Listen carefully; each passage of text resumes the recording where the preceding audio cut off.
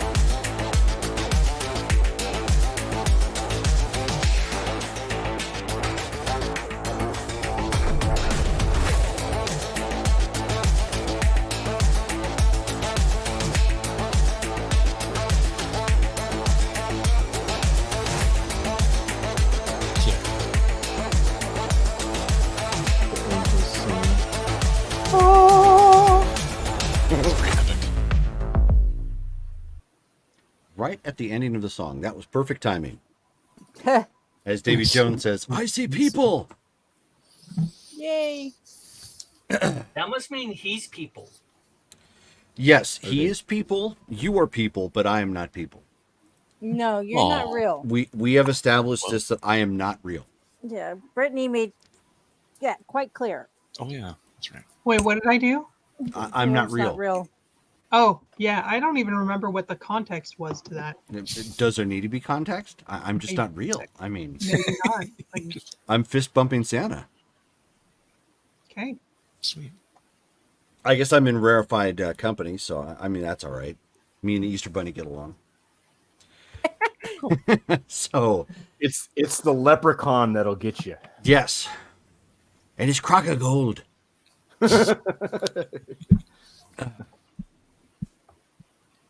Somewhere in Mount Knocknashige. His crock of gold. Yep. Love that movie. If you ever get the chance to see it, it's Darby O'Gill and Little People. It was actually Sean Connery's very first film, where he played an Irish person with a Scottish accent. Yeah. I remember that. And they had him sing. Yep. So did we lose Brittany or did I lose Brittany? You lost lost Brittany. Oh, I'm still here. am I doing Can you anything not hear me? weird on my end? I can hear you. Yeah. I So lost Jerry.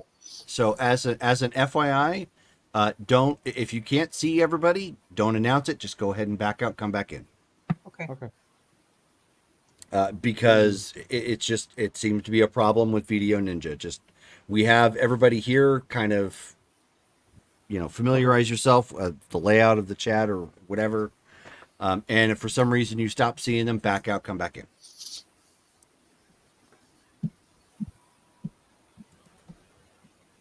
I've been trying to find ways to correct this. It seemed to help by lowering some of the video quality last game. I'll bump it down a little bit more. Still don't have Derek. Did he also reset? Yes. He did, yeah. Okay. Wait for him to come back.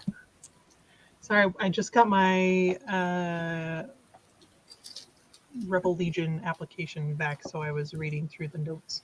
So. All right. Okay, of course, so who wants to give us a recap of last game's events? Let's see. Okay. Make sure we've got all that here. I should make it easier to separate between games what actually happened. Man, okay. Useless for the wombat. Yeah, exactly. Okay. I'm gonna miss the wombat. Yeah. That was cool having her. Okay. Gosh,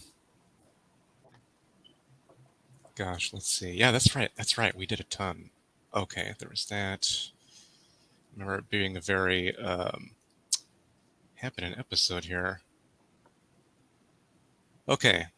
So that's right. Here we go. So Shone was, I think this is where we left off. Yeah, because we did a lot. I'll just start off. So Shone was teleport happy. She got Komori, transported her to Carmen's apartment. Things happened there. Teleported to the vein. Discussed what to do next. Let's wait a second. That was even earlier because we had gone to Dr. Rostenkowski's cemetery. That whole thing happened. Dr. October exploded in Shadestone, so we had come back. Mm-hmm. Essentially, then we had discussed things, found out through looking through stuff we had got that a Dr. Fitzpatrick had written a letter to Dr. Rostenkowski, and he had sent that from Winterfield, Colorado. So went to take a look at that place to see what was going on, while simultaneously the rest of the crew was going to try to go look for Dr. October. When they were doing that, shenanigans ensued. Some things of Dr. October's were destroyed, and they had to emergency teleport away and back to the vein. But while that was happening, Wombat and Hyperion went to that Winterfield house for Dr. Fitzpatrick, and we found out that he's been gone a long time. That place is up for sale. Let's see here. We found out that he and Alice Rostenkowski worked together at Shadestone, then came back to the vein, found out what had happened with the kerfuffle back at the Dr. October's place. And that's when Lightbringer put together a timeline of events to figure out what was going on, and she connected the dots to find out that Dr. Fitzpatrick pretty much has to be Dr. October, and that's the connection there. And so then we tried to meet up with him by putting a message on a billboard, but we got an automated drone that we met, and it just gave us a pre-recorded message saying that he was gone, and that it's likely that Dr. Rostenkowski had been kidnapped and likely on her way to Senia. And then that drone flew away and then teleported away, so we couldn't track it. There we go. I think that was it. And Aegis is very aware of what has happened because Angler has been keeping them apprised of the situation.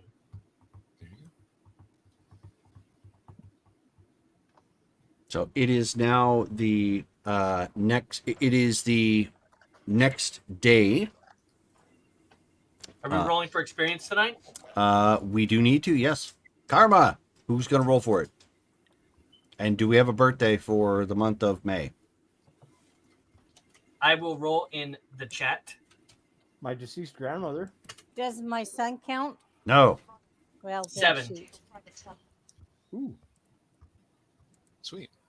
So 7 times 5. That's 35, and then times 5 again because of the group karma. So Yep. 165. All right. I'll add that in.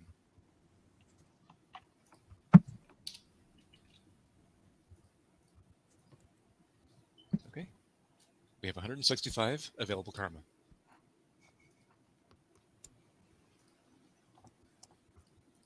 How'd you get 165 karma?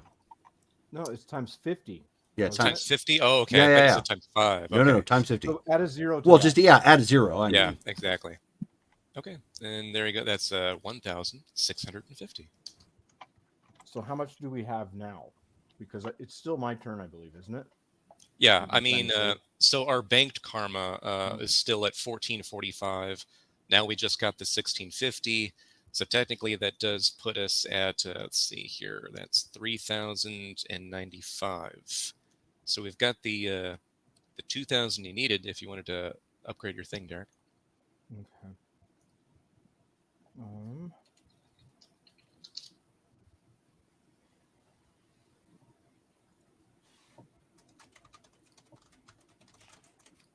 And what were you upgrading, by the way?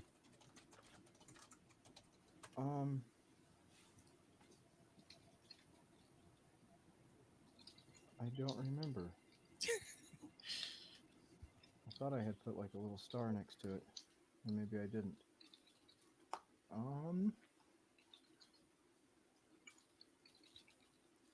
I've got so many GD10s that it's just like eeny, meeny, miny. Heh.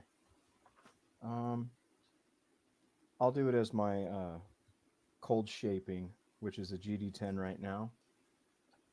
So up to a 20 would be 2,000. So Yep. I will Yes. make that an EX 20. Nice. I just want to get this done before we got started. That's the reason I cut you off, man. Nope. I do not mind. Okay, cold shaping is now an EX 20. Okay. That would make it, now we have 1,095 left.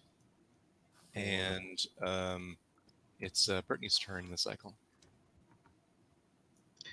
Guess I should think of. Oh wait, now I have a list somewhere. Break the cycle. We should save the cheerleader so we can save the world. Yep. We should. We are heroes after all. Mm-hmm. I mean, we're supposed to be. Most of the time. Most of the time. 2/3. You know, when we're not starting armed conflicts between sovereign nations. I mean, that was Jurgen, not us. And He killing. interfered. Yeah, that. I'm just saying.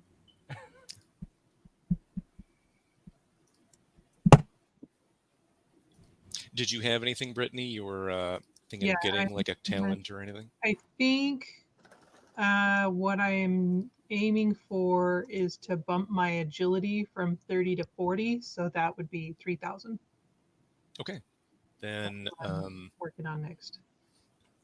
Then we will bank 795. That gives us the 300 available karma to work with as we normally do. Okay. Cool. Cool. All right. All set.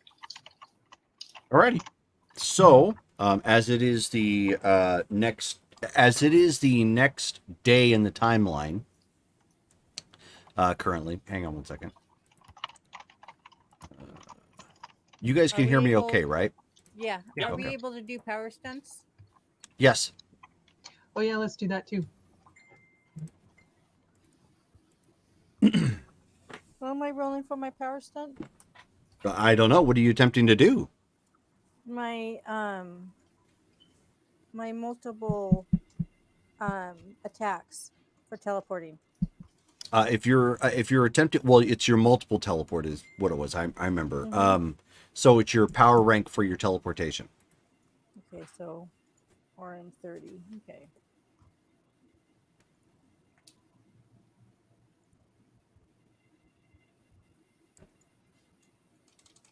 Brittany broke it. Oh, did you break it again, Brittany? I didn't do anything. I haven't even typed anything. I don't know. It just said something that Brittany broke it. Oh, that was old. Oh, that was a lot. Yeah. Wow. I mean, if anybody's guess, really. Nope. Yeah, it worked last game, so looks like it's It's still working working. now. It works, yeah.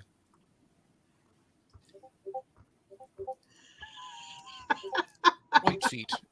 Yellow Yellow feet. Yellow feet for Justin. And not just a white feet.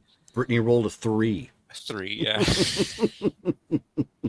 Okay. Just get that out of the way now. Beginning of the game, just Yeah. get that out of the way. 3 more, and I get full. Who plasma was it that control. rolled a 1 the other night? Wasn't there somebody that rolled like a 1? Scroll back in the chat. I'm sure you'll find it. Because Abby was rolling pretty horrendously as well. It's just say, Maybe it was I her. think it was Should've. Abby. Shelly, you rolled a 5. 5, yeah. Yeah. It must have been a long time ago. Bill rolled a 5. Oh, April 1st, Brittany rolled a 1. Fitting. So on April 1st, too. Wow. Very fitting. Impressive, yeah. As Darth Vader would say, impressive. Most impressive. Yeah. So, as I said, it is the next day from the timeline at this point. I am not certain what all of you are doing, but I do know that Hyperion has received a call letting you know that Joe Higgins is now in town. Okay. Gotcha. I'm attempting to work on my body manipulation, my phasing ability, trying to regain control over it. Okay. You are still in your semi-solid state. So Joe and the students, do they already have transportation, or do they need help with that? No. He's they've actually taken the ship. Oh, okay. If you remember the transport that you guys used to have, that Right, okay. Meredith had taken. Gotcha. Okay. So they've actually brought that in. They've landed somewhere securely outside of town, and he's just notified you that they're there. So Okay. whenever you were wanting to meet up or wherever, get that Gotcha. situated. Is today also the day of the UN oversight? That's review? tomorrow. That's tomorrow. Okay. Mhm. Okay. Then, yeah, today's as good a day as any is to do the tour with him and the kids. So he'd let him know. Go ahead and meet him at Quantum Unlimited, and he'll be there personally to provide a tour. Okay.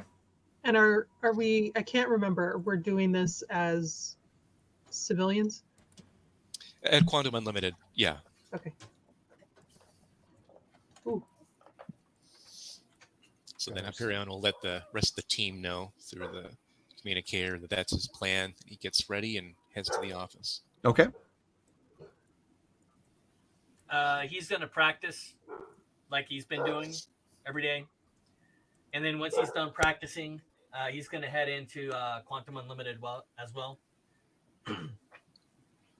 And actually earn a paycheck. You're an His executive. VHS You don't do work. His VHS and his betas just aren't selling like they used to. Get this movie on Uh, Betamax. Speaking of residuals, Jerome, am I seeing any income bump from merchandising? Didn't we already have that on your character sheet? Nope. My resources are a GD10. Is that the only resources that you have on there? Yes. So you don't even have resources listed from your job with okay. So I know I've actually stated that at one point in time. I don't remember when. And I'm not going to I go have tearing through the. popularity split out. Yeah. Resources. Okay. Yeah. No, I know. We can go over it later. Yeah. No. Well, I'm just saying I'm not going to go tearing over like where exactly I stated it in the videos. So in the videos, it's not really relevant. But yes, you have at this point. So you have a good. So you are currently at an EX20 for income. Nice. And that's basically combined with the money you have from your job that you are being supplied in part from Quantum Unlimited, and also the new income stream of merchandising from the Lightbringer toys. Sweet. Cool. Which they've also supplied you with your own, should you desire to collect it. I've definitely got a little shelf in the vein with my merchandise on it. Okay. No problem. So that's probably something new that all of you have seen. She has her own lunchbox, and it's not those cheap plastic ones. It's the metal kind, so it's gonna be durable. And they have what is it, 3 1/4 inch figures, basically the standard GI Joe figures that came out on the timeline that were so popular. Everybody kind of emulated that size of action figures. That's the type of action figure that she's got, and it's got like a couple pieces of equipment, that comes with it. That like a little hole in the back that you can attach, the backpack or some sort of thing. Nice. Like some sort of device that she has her fist permanently like this, and she Yep. like. Yep. Put the peg in there. Yep. Exactly. Yeah. Yep. Yep. Nice. Awesome. You can tell Freddie has mixed feelings. He will always have mixed feelings. Yeah. But my figure is so cool. Just think about how many little girls are so excited right now to be superheroes. It's true. It's a good point. This is Probably true. Coming up locally on the like Wonder Woman status, as far as like heroines. Oh, you don't want that, because then you start getting the same thing that's happening in the Cyberpunk game, where you get a TV show named after the group, and you get bad actors playing your role. Well, do you think something like that would actually be approved? It probably would be, yeah. But I mean, something of that quality would be approved. I mean, it's possible. Sometimes when those things take over, they have a life of their own. That's Yes, fair enough. He-Man the motion picture came out Exactly. at this time frame. So That eyesore. I do remember the Super Mario Brothers. and the Super Mario Brothers, yeah. the first one. Yeah, God. yeah. I don't need to remember that one. You didn't. I will listen to Peaches every morning, which I have. Someone was on something when they decided to make that movie. That movie was fine. There was nothing fine about that movie. Not a thing. The only thing remotely video game referenced was their outfits, and that was about it. Literally. It was literally about it. Aside from the names. Yep. Right. The movie gets a lot of bad credit, but it's not that bad. It's terrible. I went back and rewatched parts of it. It doesn't get enough bad credit. Yeah, especially considering the fact that John Leguizamo was, stepping up, because he wasn't like involved in the new one or some nonsense like that. It's like, okay, whatever. Dude, you're not Italian. It's okay. Right. So, back in game. Those of you, those of you who are at the vein, will see that there has been some merchandise brought in, a special little shelf with certain items that commemorate Lightbringer. I probably would have put it in like the trophy hall or whatever. Oh wow! Okay, We have a trophy hall. We yeah, have a trophy room in the vein, yeah. that's way back to episode 2, I think. Yeah. Oh, that was for Daddy's stuff, huh? Yep. Yeah. Right. Yeah, Hyperion has been wanting to reverse engineer some things in there, but, busy, Mhm. You know, I wonder if we have anything of Dr. October's that we could put in there. We should find his corpse and nail it to the wall. Wow. Wow, that's not morbid. Dark. I'll pick up a Snickers on the way into Quantum Unlimited today. Probably a good idea. Yeah, probably a good idea. Make it a king size. Just make sure you Joe de-pecify yourself before you enter the vein. Yeah, I might have to teleport you someplace else. Right. He's in there like Jigsaw. Like, would you like to play a game? Here, have a Snickers, please. Take 2. Exactly. So I will let you guys take it away from there. What are you guys doing outside of the fact that you know that Joe Higgins and company are in town? Going to work? Going to work. I think she's going to stay home for right now. And since we were talking about Harlequins, that's what she's doing. She's got herself a Harlequin novel that she's reading. Just a romance novel. Alrighty.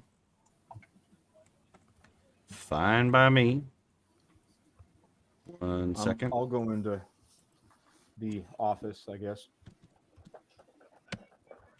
Haven't been in for a while. Overlook some of the experiments that I've probably inevitably got going on there. Sure. Yeah. Okay. So those of you who are going in have gone in. The place is hopping. Obviously, they're still in the final stages of preparing for the UN visit. So they've got people going about making sure everything is airtight.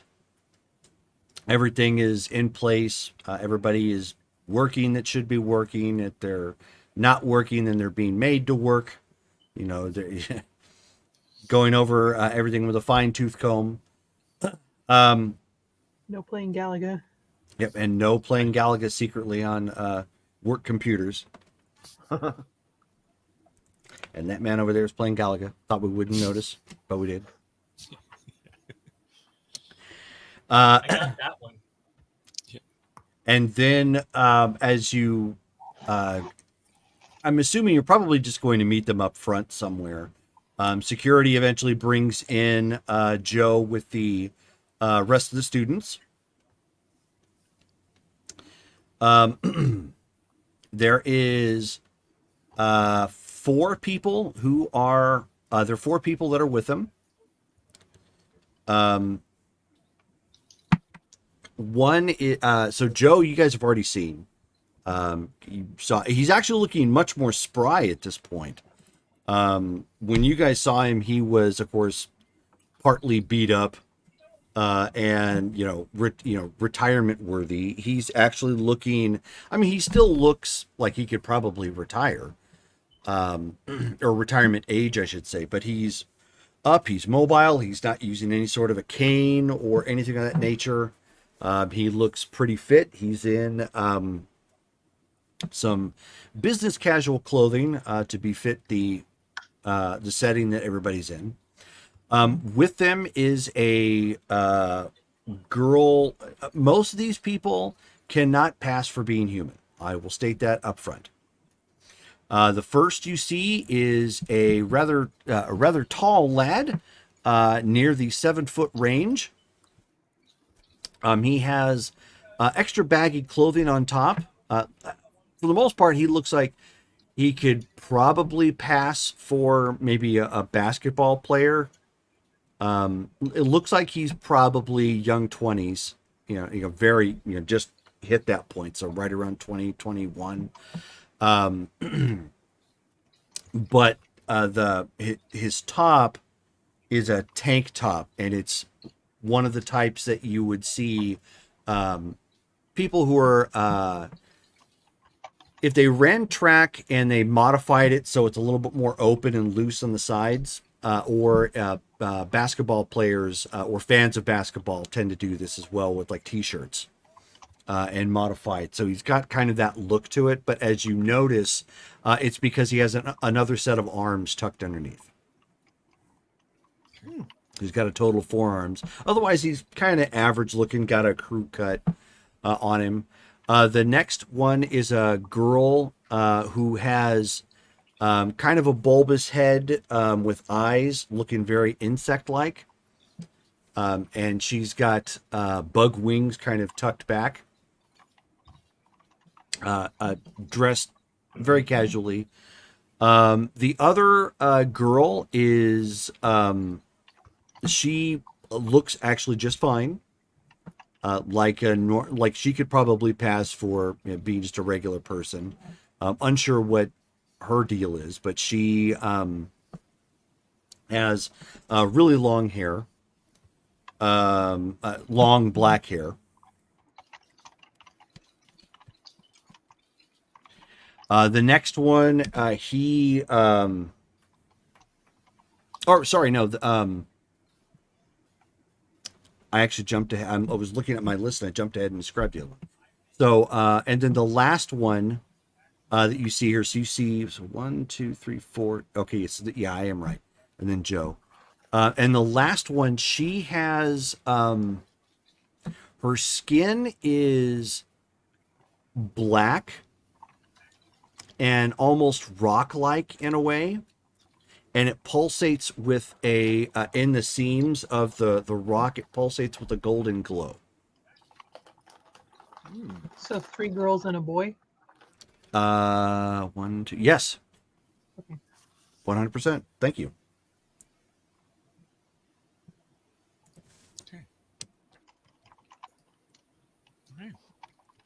Sean will tap into Lightbringer and ask her if any of them are cute.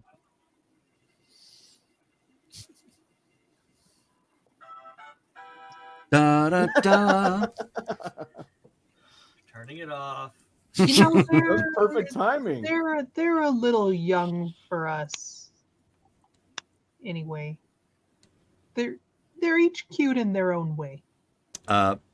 Mantle is probably since you're going around that, or not Mantle, sorry, the big kid, basketball looking player. Yeah. Like I said, he's of college age, so he's probably in that. He's probably in that range that Sean is looking for.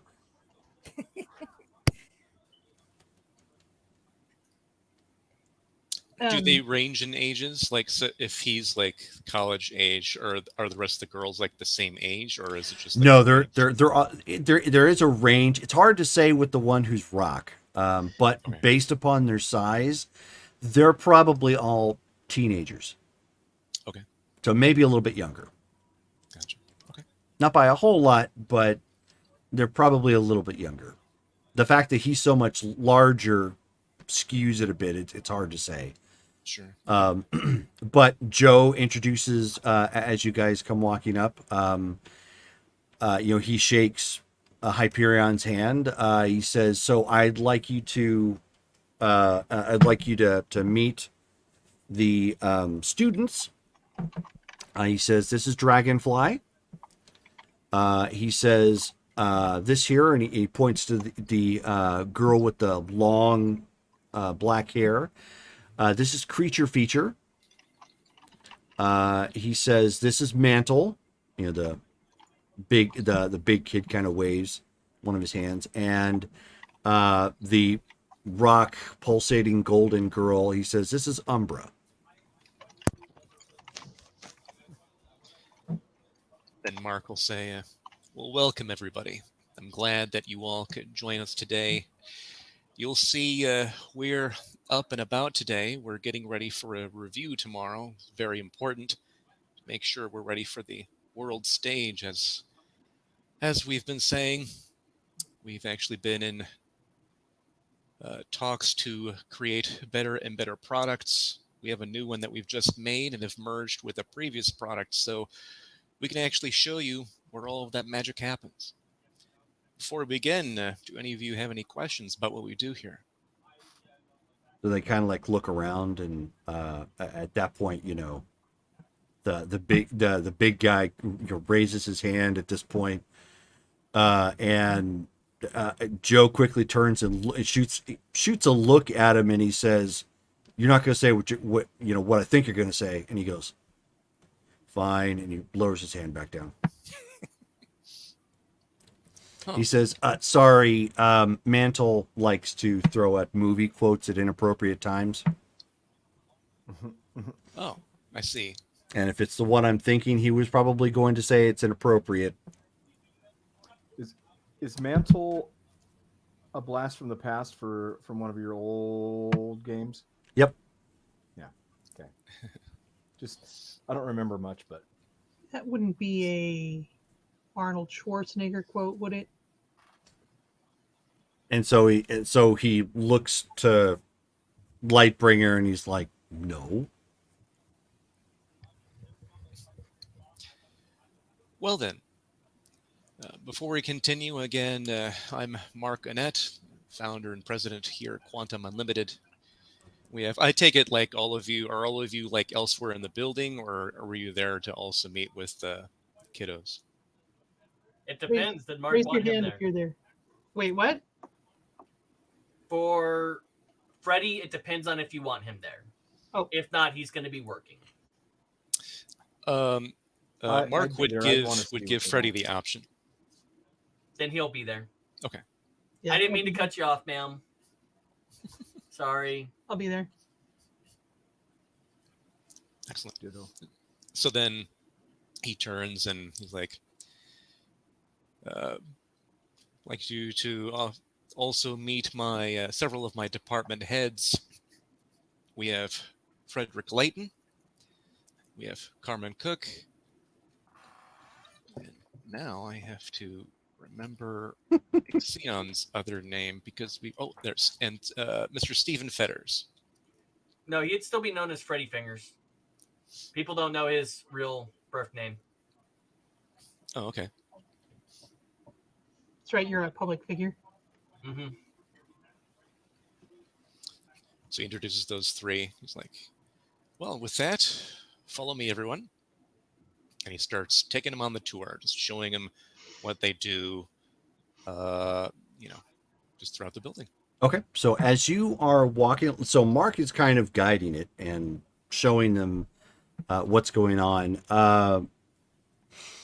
Angler, as you are kind of walking along in tandem with the group, as you walk along, the girl who looks basically like Black Rock, with glowing kind of cracks and whatnot, you see that she radiates some black, almost like smoke that comes off of her occasionally as she walks.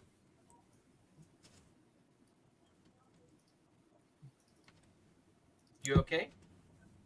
And she like looks around and she says, "Oh shoot, sorry." It's all right. And she focuses more on it. And as she speaks and clearly realized that there was a problem, you can see that the golden glow that was emanating from the cracks in her body pulsated a little bit at her emotion. Don't worry about it. First time I tried to breathe air after I got my nice new appendages on my ribs, I nearly collapsed for 2 days because I kept trying to breathe through gills instead of lungs. So I understand. This is a lot. She just kind of shrugs and she says, "Well, I just have to make sure that I keep my dark force energy in. Otherwise, bad stuff happens. Fascinating. Don't worry, you're around people who you can trust. So if something does bad happen, you're around safe people. She's like, okay, and she's kind of tucks her hands in her pockets on her jeans and keeps walking along. You can tell that the clothing she wears, given her body makeup, has to be custom made to kind of fit her body type, given where it's at, because the rocky exterior would break down the clothing more readily than a normal human body would. As You you're have the smell of sulfur? no, nothing like that. Although the smoke doesn't move naturally. You know, you would think it would probably move accordance to like the breeze or whatnot. It just kind of sits as it goes along. When she's not focused on, you know, keeping it in. Mark, you take them through the whole building.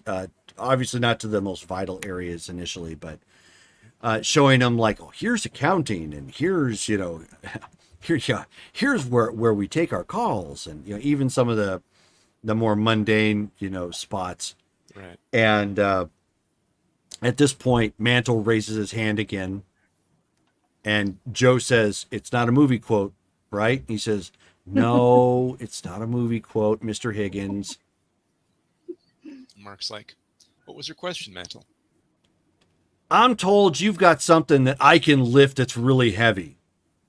And so Joe's like, "We're going to get to that, I'm sure." We could actually head to that location next if you're all up for it. And so, you know, the others are like, "Oh, okay, sure." And he's just like, "Yeah." All right, follow me. So Joe's like, "You're going to have to excuse Mantle. He's he doesn't get out much." That's We've all been through it. quite all right.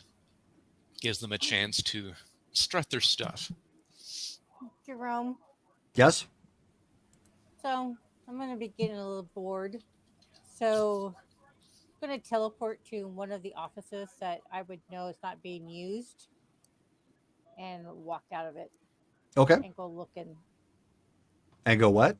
go looking for them. Okay. Okay. Well, I mean, you would eventually be directed to where they're at. So, I mean, that's not really a problem. So the rest of you make it down to the laboratory areas. You have to buzz through security to get down there, which Aegis Foundation agents are obviously still in place. The setup down here is obviously newer. There are scanners in place, as well as a device that you have to walk through, similar to what you guys saw down in Argentina.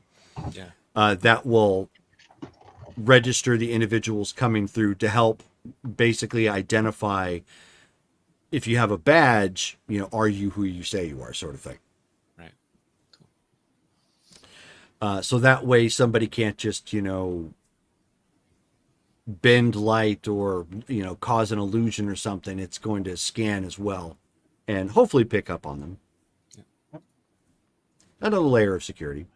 You get in through into the laboratories at this point, and there's obviously some system weights that have been set up, specifically designed for individuals for lifting purposes. They're not like free weights. They're more like, if you would look in the comic books, something Colossus might be using, or the Thing, you know, in Fantastic Four Plaza or something of that nature.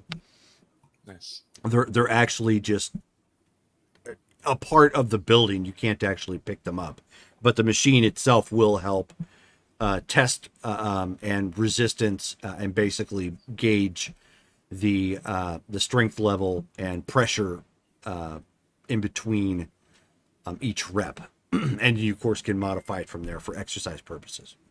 Cool. And when Mantle sees that, he's like, I call dibs. Goes running in there, and you could see his other set of arms come out from underneath his shirt. He's rambunctious. Oh, Miranda, you made it. Excellent. Yes, that's Mantle. We're going to see how strong he is. So Joe at this point steps back. He stays close, but he steps back, and he says, "Okay, so we're not going to let you go maximum for the first couple of reps. I want to see your endurance first. I want to see you take the reps, not just one or two, and then you're done." And he says, "Yeah, old man. I know the drill. I got this." And so he smacks basically both sets of hands together, and you guys see that his body completely turns metal.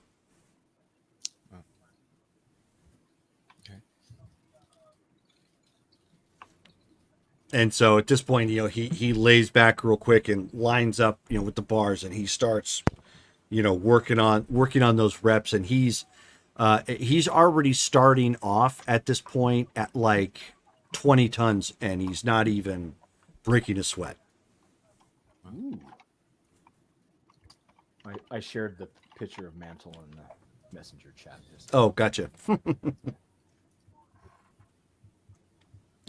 I had him next to somebody else that we stand a chance of possibly seeing if Jerome decides to do it. Nice. Wow, okay. Bite me. Yes. That is a very 90s shirt. You're right.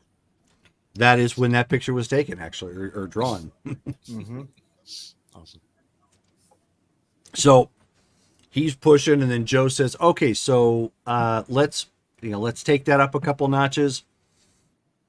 And so he starts, pushing again, and he's not showing much resistance. He's already taken it up to 50 tons at this point, and just grinding through, several reps. Not quite as fast as he was doing before, but he's doing it. And then Joe turns to Hyperion at this point, and he says, "The systems back at the school have clocked him out at maxing at around 70 tons. So if you don't mind, I'd like to see, because it's been a while, we'd like to see what he can do maximum and push it. So, can we push your systems then?" Please take advantage of the technology. It's what it's here for. Okay, so he gets on the speaker at this point, and he says, "All right, Mantle." He says, we're going to take this machine up to the top that it goes, and you're going to at this point you're going to push for as many reps as you can get." He says, "But I don't want to see you trying to break your back doing it. If you can't do it, don't do it." He's like, "Yeah, whatever. This ain't World War II. I got this stuff."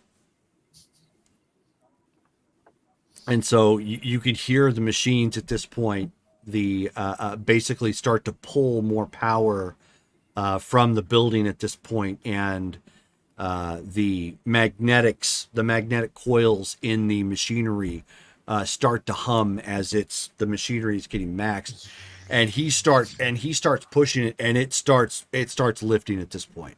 It's going tick, tick, tick, tick, tick, tick, tick, up slow, and he's like, pushing as hard as he can, groaning, and then he's starting to let it back down, and then he's like pushing back up again for one more rep. It's coming up even slower at this point. And Mark, when you turn and look, he's maxing the gauge out at 100 tons. Okay. Dang. And he finally lets it down. He manages to get 2 solid reps at 100 tons at that point. Gotcha. And so he stops, and he's just like, and then sits forward, and what would be normal, is you would see somebody, patting their face down and getting, sweat off. Your mind is a little disassociated, because you would expect there only be the two arms, and he's still got the other two arms sitting at rest. So it is a little discerning, initially, because it looks like half of him is at rest, half of him is patting himself off, whatnot. And then Joe comes on the mic and lets him know, and he says, "All right, Mantle, good job. You maxed this thing out at 100 tons." And he jumps up and pumps his fist up in there. Yeah, there we go. Pepsi generation, baby. And he's like, "Oh God." That's the hill. Impressive. And he's like, "What else can you throw at me?" And he says, "Well, we'll figure something else out. There's obviously more things we can test here, but we're going to let the other girls, take a run at it here. Just, hold your horses." And he's just like, "Oh, yeah. And he's like, comes, walking out. And one of his hands reaches out and tugs Creature Feature's hair. As they go walking by, and she turns and looks at him and like almost instinctively hisses, and when she does, her hair does as well, like it animates and becomes like several different mouths. And just like and he's just like, "Hey, chill out. I'm in my armored form anyways. No way you can bite me." Like Medusa-esque. Kinda, yeah, but not serpent-like. Like it's still looking a little. It's still looking more prehensile like hair. Oh, okay. But responsive in the sense like, like in a defensive mechanism. And with that, Joe's like, "Well, you know what, Creature Feature, why don't you go ahead and take us out there? Why don't we?" He's like, "You've got like defensive drones or something that we can throw at her, right?" And do we have like just simple stuff? Yeah. It's nothing that compares to the vein, obviously, but you've patterned some of that, the threat room, danger room sort of thing to here, because that's a focus that you've started taking the business in.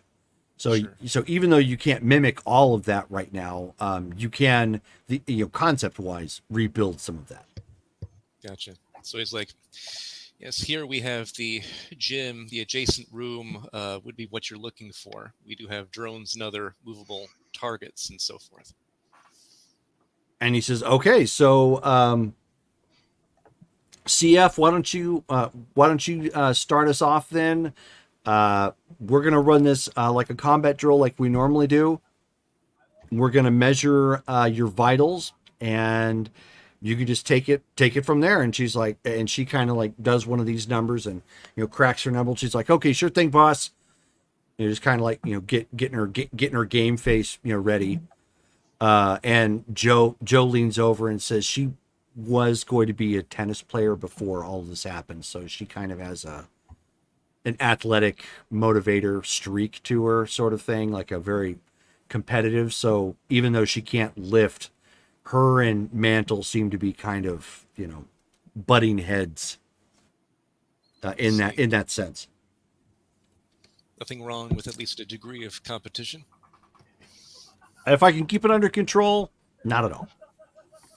And so she, there's an alarm that goes off, and of course some of the drones come out. And as she starts going into it, you can see that her body goes through a series of, in addition to her hair being prehensile and actually getting to a state where the hair can actually like bite or lash out or snap at items. They act almost as if they can act independently of her own thought. Like she's doing something and they're doing something. So they're working very well, kind of like how Nightcrawler operates with his prehensile tail. Like he can just pick up a sword and it's just a part of him. And so she's just kind of moving and it's doing a thing with her, and she ducks, and she, because she's athletic, she can obviously, move. She is good about, you know, being acrobatic and rolling when she has to. Gets caught, you know, a couple times, you know, by the drones, but kind of throws it off. And as she gets hit, you can see that her body reacts to being hit by the skin. Like in certain areas when she gets hit, it becomes much more coarse and layered, much more like a reptile. Generating, you know, like in brief instances, like scales and whatnot. So it's a really kind of an interesting, you know, effect to kind of see her go through. And then as she, you know, gets to a certain point in the drill, she ends up lashing out. And as she does, her tongue flies out. You can see that her tongue itself has a mouth with like several fangs, striking at the at one of the drones, disabling it, you know, and it collapsing like that, and goes down at the very end. And she's like, you know, withdraws her tongue at that point, and is panting, and you know, and taking, you know, taking breath at that point. And Joe calls it, and he's like, great job, great job. You know, he's looking at her vitals, and he says, and it looks like he just mentions off the side, it looks like her endurance seems to be peaking. So she's clearly doing a better job pushing herself. Is it something like with the scaling? Is it like I can't remember. I've seen like in other situations where like somebody has some sort of like shielding or something like that, where when a impulse hits it, it's like, right? But but in this case, it's like literally an instantaneous reaction that when something impacts her, it scales and then just kind of subsides again. Correct. Yeah. Oh, okay. Reactive skin like flesh of marble. Yeah, exactly. Okay. Old school flesh of marble. Let me be specific there. I am very intrigued by her biology. And so at that point, you know, she steps out, flips Mantle the bird. Wow. And he's like, yeah, I can squash you, little bug. She's like, yeah, but I know where you sleep. And goes, you know, and goes walking by. He's like, you can't stay armored up forever. And of course, the other girls are like, ooh. And he says, okay, so Umbra, why don't you take it next? Same thing. We're just going to run through some drills. We're going to focus on your ability to control your dark force.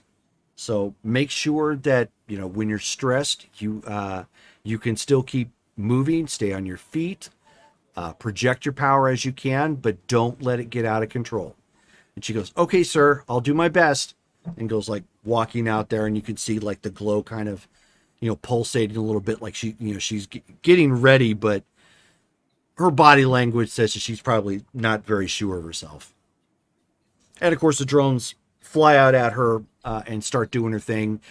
And she starts projecting like these bolts of negative energy that have not a brimstone effect, but like when they fly off, they've got like smoke trails to them. But the smoke, again, like I said, does not react like you would expect smoke to react. It's almost more viscous and of nature. So it's like when it comes out, it goes, and then it just kind of sits and dissipates a little bit. It doesn't seem to react to the air or even people, you know, moving around. But she's staying and moving and kind of bobbing and weaving as best as she can. She's getting hit a little bit more.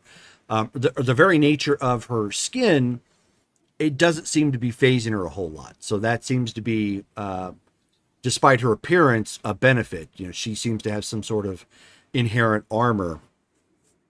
And you end up seeing like she gets surrounded by the drones at one point, and rather than give up because they're about ready to put a pounding on her, she takes a couple steps forward real quick, and you see her step into something like the smoke, and then reappear on the other end as the drones start moving to try and attack her, and she freaks out. And as she does, you can see the that viscous kind of smoke erupt from around her, grab a hold of the drones and crush them. And at that point, Joe calls a stop to it, because it looks like she wasn't as quite in control of the dark force like energy as he had hoped. And he says, "Okay, was it did it have was it sentient almost, or to a point? kind of, yeah." And he says, "Okay, good job, Umbra, good job." And she could say, I'm sorry, Mr. Higgins. I kind of lost some control there." And he says, "No, you did great. You recovered from that. You recovered from the dimensional jump. You did. I wasn't expecting that. You did a good job. Let's just try and make sure that you keep, again, a better control of that." And she's like, "Okay, sir," and kind of like just waves and goes walking off. And Joe at that point looks to Mark and he says, "She is probably the most powerful member of the group. She taps into the dark dimension, which is, it's mystical. It's beyond my knowledge. We have to work with somebody special to get her assistance. But apparently she has the ability to tap into that dimensional energy and refocus and repurpose it here on this plane." Impressive. Interesting. And there's not any residual effects? None that we can tell so far, beyond, as he points out, when she loses control. The immediate. What has happened before when she has not been able to rein it in? He says, "I'll discuss that when the kids aren't around." Very well. And he says, "All right." He says, "Dragonfly, you're up." And so I'm not going to do it, but when she speaks, she inherently kind of buzzes a bit, like you would expect, like a wasp or a bee kind of sound. And she just can't help it. When she speaks, and she, kind of flits out, into the room. And gives a thumbs up to the control room, and she zips around. She's very fast. It's clear, if nothing else, she is very, very maneuverable in the air, and obviously more comfortable in the air than she is on her feet. As she's zipping around, and she's doing a little bit more to evade the drones than actually attacking them, to subdue them. But you can tell, and this is actually impressive, Angler, given the fact that you've been working on your own maneuvering. She can actually, she has like 0-point turning. She can, gravity doesn't quite seem to affect her like it would normal people. She can fly, come to a complete stop, zip, and cut into a complete different direction. Mr. Higgins. And he says, Is "Yeah." that all her? What's or that? Any tech involved? That's all her. Every student you see here, this is everything that they have. There's no tech involved whatsoever. Her wings are amazing then, because I'm not seeing any natural fall whenever she pauses. He says it has something to do with her anatomy. Again, I can go over this when the kids aren't around. He says, but her body seems to also be adjusted to her wings and her flight, which means she probably can't take nearly as much damage as the others, but her body is adjusted, allowing her this nimbleness in flight. It seems to be some sort of G-force resilience. I would say so, yeah. Something along those lines. Perhaps some sort of low-level gravity manipulation or something built into her genetic flight. That is quite interesting. And as she zips around. She, like I said, it's very clear that she's doing more to evade than actually attack and subdue the drones. But when Joe tells her, it's like, okay, no, you need to start opening up at this point. It's not enough to just dodge. This is where she gets a little uncomfortable. But she turns around, and the eyes, like I said, she has like the insect like eyes. You end up seeing like a spark emanate from them and energy project out, and she ends up like striking one of the drones and blowing it completely to smithereens. And when she does, you can actually see that her wings crackle with it as well. Interesting. Are her eyes like the multifaceted? Yeah. Also similar. Yep. Similar to a dragonfly. Yep. Did the beam that came from her eyes, was it reminiscent with the beam that we saw come from Jurgen's eyes a long time ago when he used it to destroy that racist dude on TV? Like a laser, yes. Yeah. Mm-hmm. Okay. But not nearly as precise or focused. Like there's bleed coming off of it, from the sides. Gotcha. Yeah. Jurgen's, when you guys saw that, was far more like Cyclops's, like a straightforward, just He's been around a little longer. Right. Yeah, hers is, like I said, it's not quite as focused. There's a bit of a bleed off, and same thing with her wings. Like there's a little bit of a spark or fly off of energy. So, giving you the impression that if you're near her when that's happening, you might there's probably a potential for splashback damage of some kind. I sub-vocalize to Hyperion and the rest of the group, but primarily towards Hyperion because I could see his gears grinding, so to speak. I wonder with the non-focused rays that if it's her multifaceted eyeballs that are causing those stray rays, and even to the point where she may be able to, if harnessed, fire multiple rays in multiple directions with her eyes. That would be interesting, but it seems as though these empowerment mutations are in some degrees random, yet the different powers can merge together in perfect ways. These children are lucky to have such an array of abilities that aren't detrimental to the extreme, except, of course, for those who can't change their appearance, like Dragonfly. As well as Umbra, also, it's quite interesting. They are nothing short of amazing. And so she comes, hovering back and then eventually stepping back down from the air and touching back down. And Joe just gives her a thumbs up, and she asks, did I do okay, sir? And he says, you did fantastic. You didn't, you stayed far enough away so that the residual bleed of energy didn't seem to cause any threat to anyone around you, and you actually landed more strikes than I anticipated with the beams that you fired from your eyes.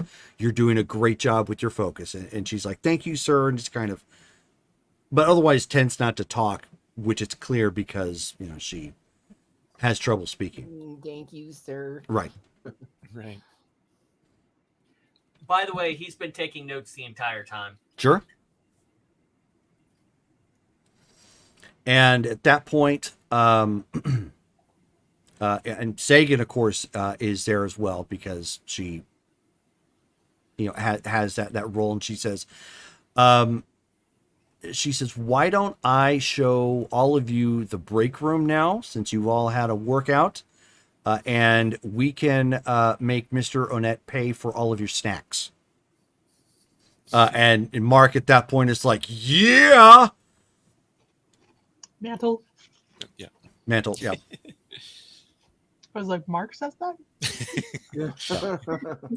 That doesn't So- sound like Mark. Yeah. So at that point, Sagan takes the kids away so that you guys can discuss the powers, and he can go over the findings and whatnot that the system has, cataloged and whatnot. And Joe is just looking at this and just kind of nodding as the feedback is coming back to him, like on the printouts and whatnot.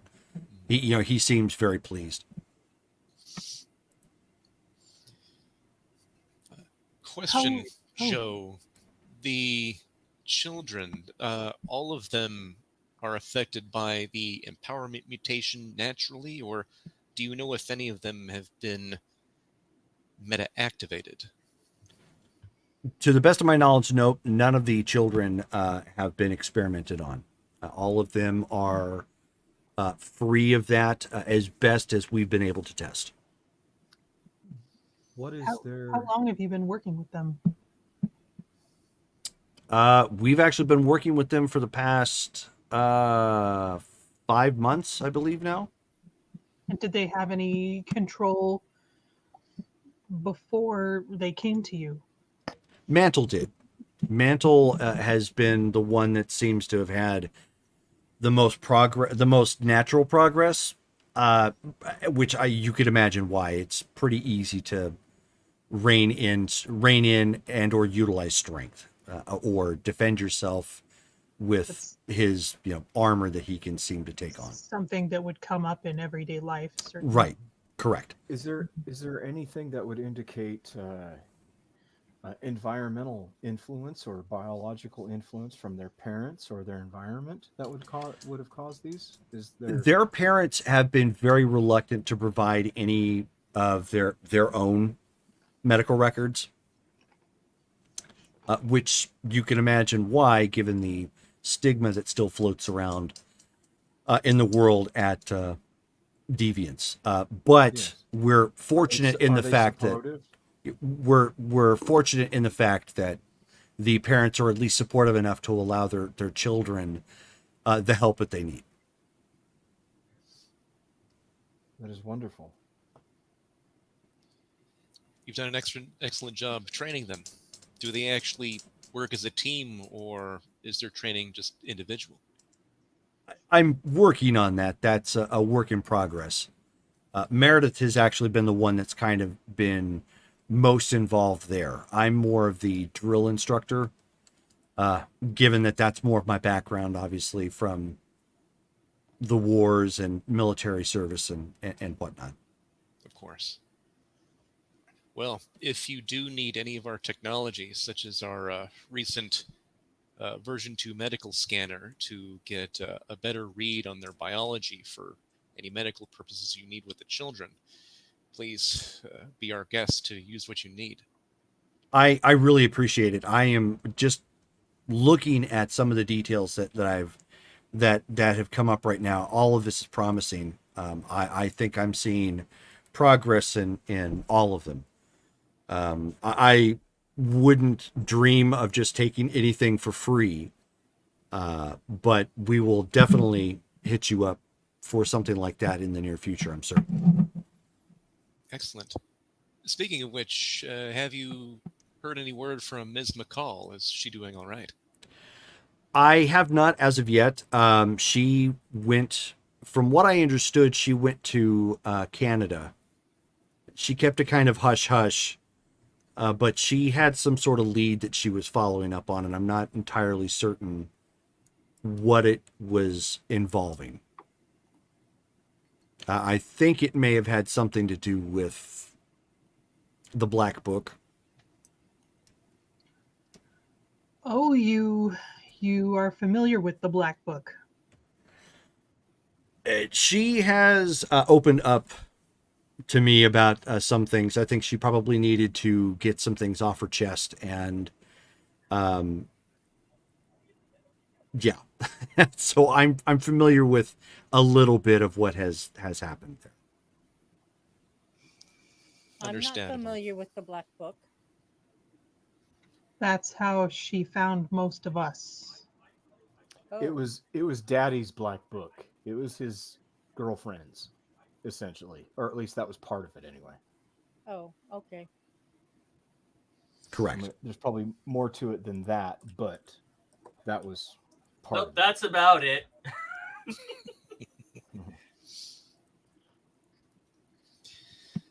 Well, He has excellent. email, right? What's that? He asked him, "Do you have email? Yes, we've got email. What's your email address?" He provides you the email address at AOL.com. Of course.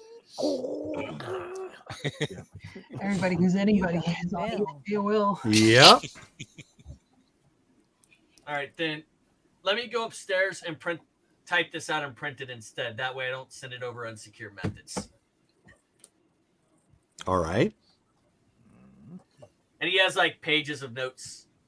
Oh, I see. Gotcha. I get what you're doing. Okay. He says, so tell me more about this UN investigation. What is that all about? Yes, well, you may have heard recently Quantum Unlimited has been producing a new line of products, and we've upgraded a recent medical scanner to have more capability and storage capacity. It can replace many different medical devices at the same time. We're working on production and distribution now. Before that, we had a get-together with other marketers, possible suppliers, and so forth to see if more business could be drummed up effectually. During that time, Freddie was speaking to a member of the Protectors. And, well, Put my foot in my mouth. yes, he unfortunately inadvertently revealed his other identity and the fact that specific individuals, and he looks around making sure that, like, are we like the only ones in the Yeah. area? Okay. Mm-hmm. It's like effectively that the rest of the team was in Argentina. Well, that does not bode well for some individuals, teams working with Jurgen Albrecht, given his past. Right. So with that, there's been some concern of where allegiances lie due to how all of that looks, even though clearly it was simply a matter of the enemy of my enemy is my temporary ally. Be that as it may, we're doing what we can to show that there's no direct tie to Prussia. They're clearly an American company and not some sort of double agency. I see. Okay, that makes a lot more sense. Although I am curious, how exactly did you get entangled with? You'll have to forgive me. I still call him Reichschild. That's what I know him by. But how did you? Because you clearly didn't lock horns with him. How exactly did you become allies? I'll bet temporary. I take it Ms. McCall has not told you of the particular relationship that exists between one of our members and Reichschild. There's a relate. No. One of our members is actually the granddaughter of Reichschild. She herself That was real? She herself wasn't even aware of the relationship until just a few months ago when it was discovered. And it appears to be real. Wow. We had, back during the war, we had heard that he had quite possibly had a family, like ferreted away somewhere. And that might have had something to do with like the end of the Nazi regime. Like we had heard bits and pieces, and a lot of it was never confirmed. That explains so much as to why he dropped off the face of the earth right after the war. He had no reason to hide. He was protecting a family. Wow. I would have never imagined that guy was lockstep with the Nazi party at that point. Huh. It seems that his goals were simply in line with their goals at the time. However, when it became clear that someone he was extremely fond of was going to be destroyed by Hitler and the Third Reich, he himself took that in his own hands. We did hear that. We did hear that rumor. It seemed a little convenient that the Soviets were being given the win, for lack of a better term, and he was nowhere to be seen when the German forces were being pushed back to Berlin. This is making a lot more sense. Wow. Oh man, if some of the other guys had only known this. Now, where was Electrum during this whole time? Excellent question. Did he know? That is unclear. And Mark looks to Carmen and goes, in your conversations with Jurgen, did he mention anything?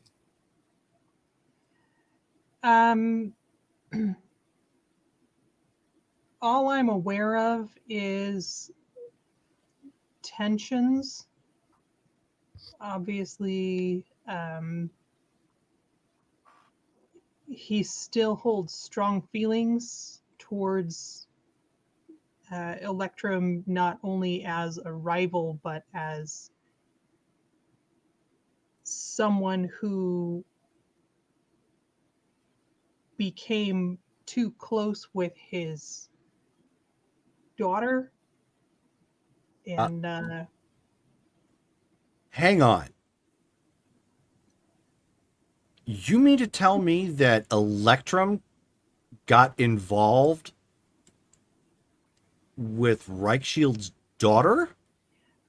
I thought you were familiar with the Black Book.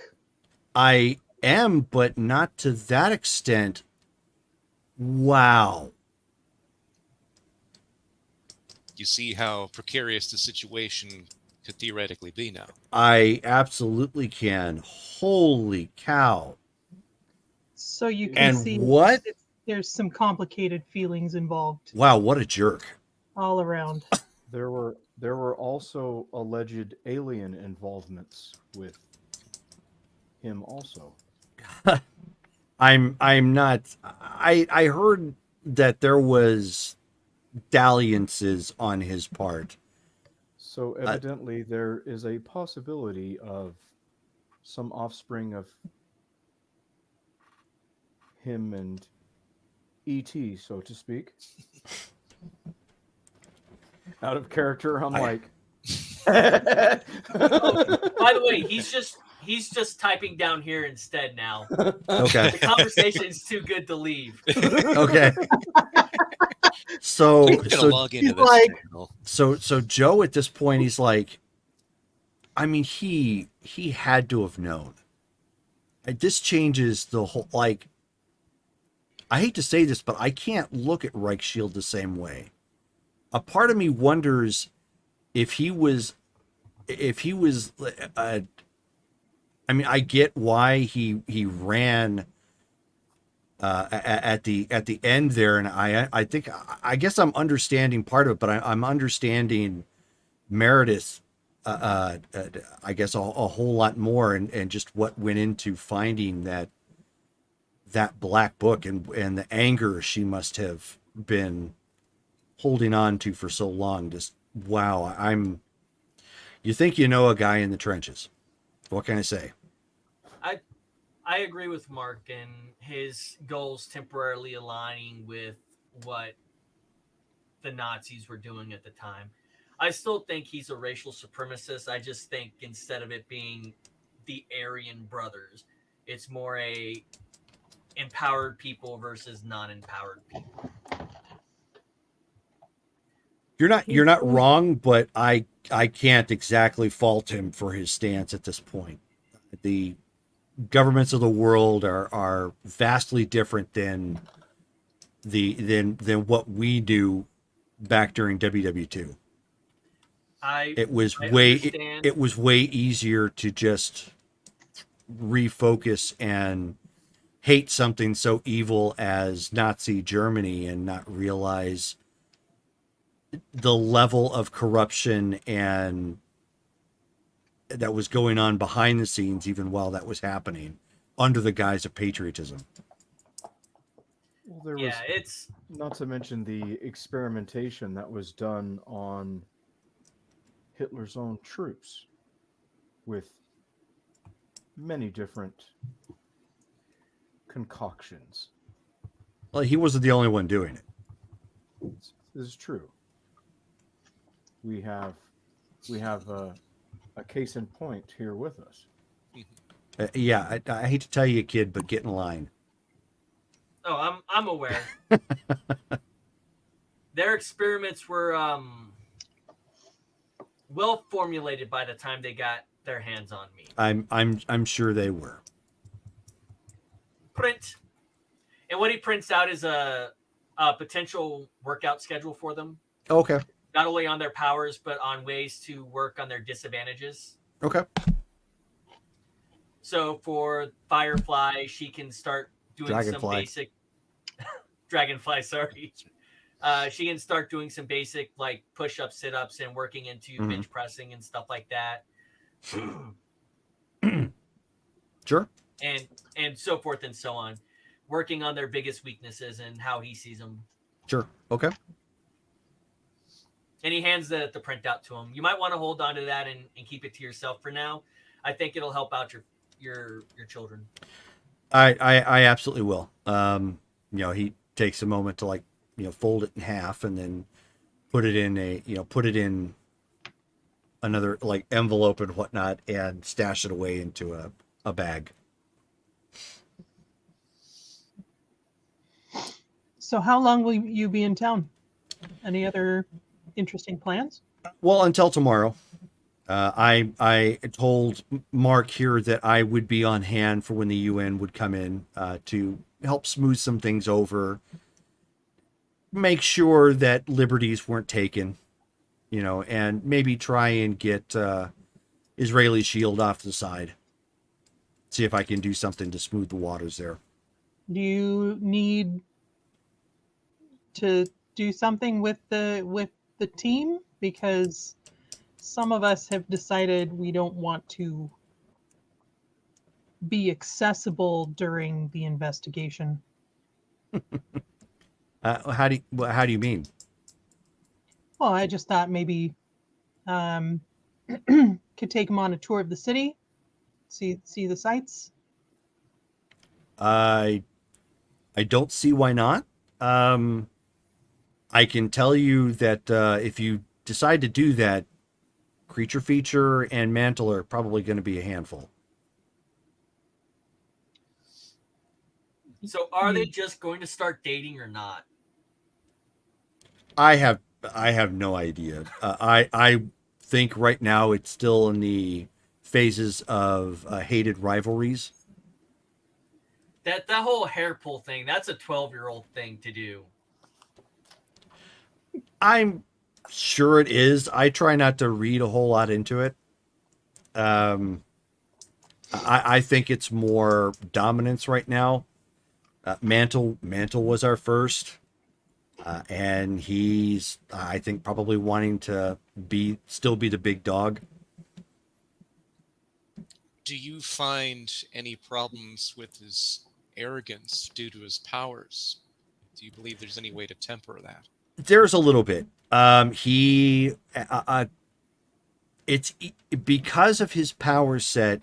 It's easy for him to lash out at people who hate on him for what he is. Meredith has been specifically working on him about that. I have as well, but Meredith has been really trying to ingrain some self-control into him to keep him reined in and more productive. It's still a challenge. I think he regrets losing some of the things that he did growing up, because one of the first things that happened to him was his arms. Yes, that would be difficult to hide, especially as a child, I believe.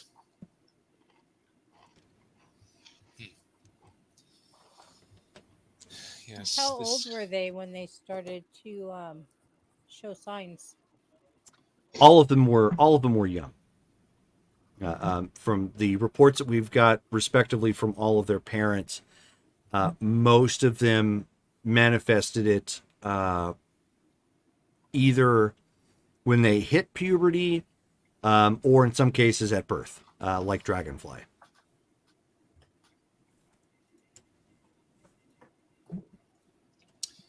Would you mind if we were to hold on to copies of the data we gained from them today so that our researchers can parse through it to see if there's any additional information they can glean? Not at all. Excellent. And I I know think Dragonfly's a real powerhouse on that in as that group. as sensitive as a topic as it can be, um, I am a geneticist myself, and as much as I would love to explore more, I do understand the fragility of that sort of information. But if there's anything that you would seek to glean, I'd be more than willing to assist you with that also. I mean, we're definitely not going to say no to any help. I think the animosity with Meredith has died down some. So, but it's definitely something I'm going to run past her first before we take Absolutely. any other steps. Of course. Well, if we'd all like to join the rest of the children in lunch, I'm sure the rest of you probably gaining an appetite at this point. I'm gonna Very go well. and put this in my office and lock it up real quick, and then I'll join you at lunch. So then Hyperion takes everyone to the cafeteria area that we have, or whatever.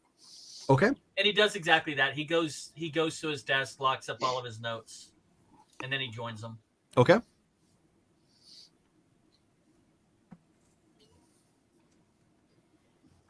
So you guys are in the cafeteria area at this point.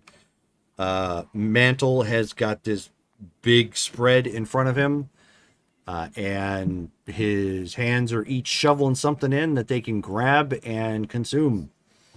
He's got a number of wrappers, laid out in front of him. He's got like 2 plates that he's been operating off of, a couple cups that he's been drinking from.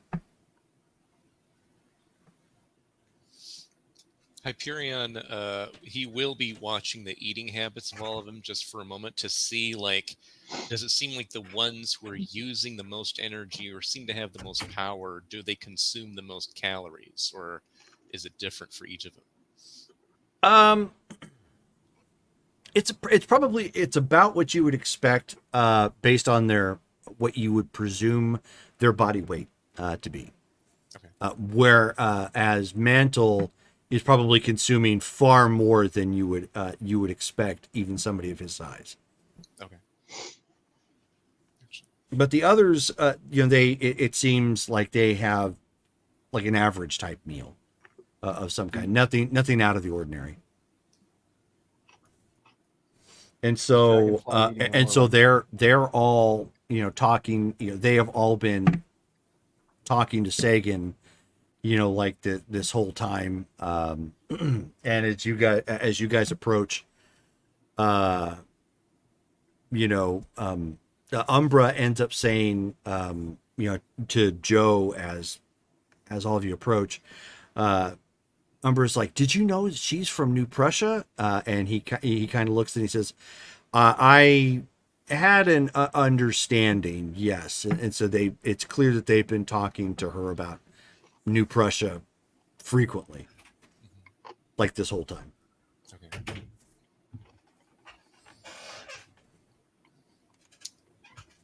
Mark says, "So then you any of you children know what you'd want to do once you have completed training or what have you at the New Haven Institute? Mantle at that point, like, kind of puffs up and he says, I want to be a pro wrestler. I figure I've got that in the cards. And Joe's like, you know full well you cannot be a professional wrestler. And he says, yeah, I know. It was kind of a stupid question.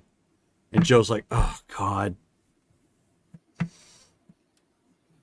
And Creature Feature, the only one who really looks like, she can pass for, a human at any measure. She's just like, I would just like to, maybe get a job, and if I can keep this under control, forget any of this ever happened.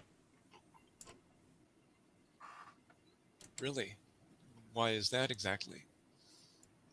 She's like this. She says the world we live in is, hateful and terrible, and she looks to, Umbra and Dragonfly, and they're not going to accept them. I just happen to be fortunate that I can seem to kind of I have a better control, or I can pass more as a normie. You are normal. You are all normal.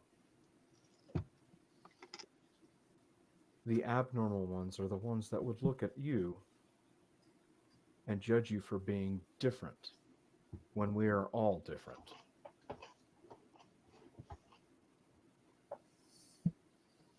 Mantle's like, yeah, and I'm just going to punch them in the mouth.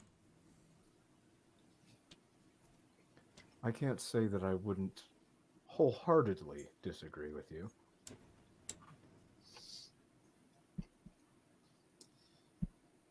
Well, it is a dangerous world, with everyone trying to come to terms with superpowered beings, such as yourselves. That's why here at Quantum Unlimited, we're trying to do what we can to fully understand the empowerment condition and see if that can help everyone in some way. More will need to take place, of course. But we all need to start somewhere. I think all of you are very brave for doing everything you've done so far with Mr. Higgins. All the training you do can't be easy. Even though some of you make it look easy, and he looks to Mantle. And so as Mark does that, Mantle, of course, catches it, looks at Creature Feature, and he's like, yeah, see? I make this look easy.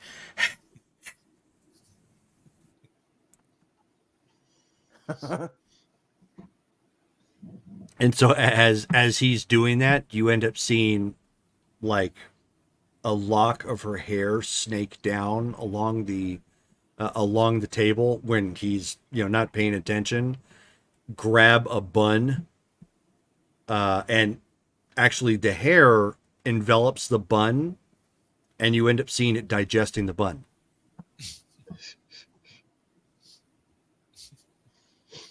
If we talk do about we someone all see making this? it look easy, I'm entirely with Dragonfly today. And so, Flying around like that is no easy task, and she made it look like it was the simplest thing that anyone could have ever done. True. and so Umbra kind of nudges Dragonfly, and she just looks and she says, thanks, sir. I think you all made it look too easy.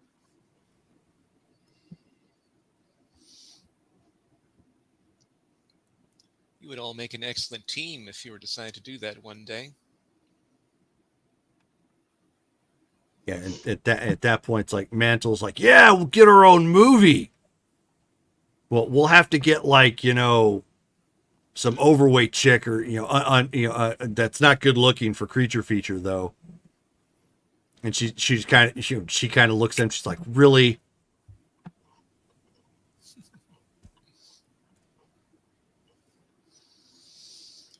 Well, there's bound to be some heads butting. I I'm curious. Who do you think should play you? Oh, who, me? Yeah. If there was a movie, oh, well, nobody could play me. They'd have to have me. I could pull it off. Oh. I'll be the next Jean-Claude Van Damme. I don't know who that is. A Belgian martial artist. That still doesn't help me. We'll He's go a to the movie movie star. sometime. Hmm. Okay.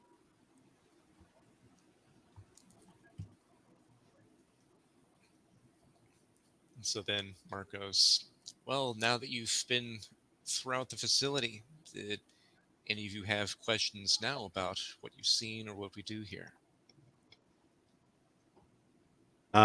So at that point, Umbra kind of raises her hand meekly, and Joe says, just shout it out. It's not a class setting. You don't have to raise your hand. And she says, are you working on a cure? To be truthful with you, we do have at least a handful of individuals we refer to as power consultants who they have imperfect mutations. Their skills and abilities aren't as naturally well developed as any of yours are. Their functionality is very limited. So we're doing what we can to learn as much about the mutation and its effects on the human genome as possible. That way, if the mutation is painful for some, it's ineffectual, it is uncontrollable or extremely difficult, perhaps one day we'll have a means of providing assistance to ameliorate that for those individuals. So she's like, oh, okay. She kind of goes back to poking her food.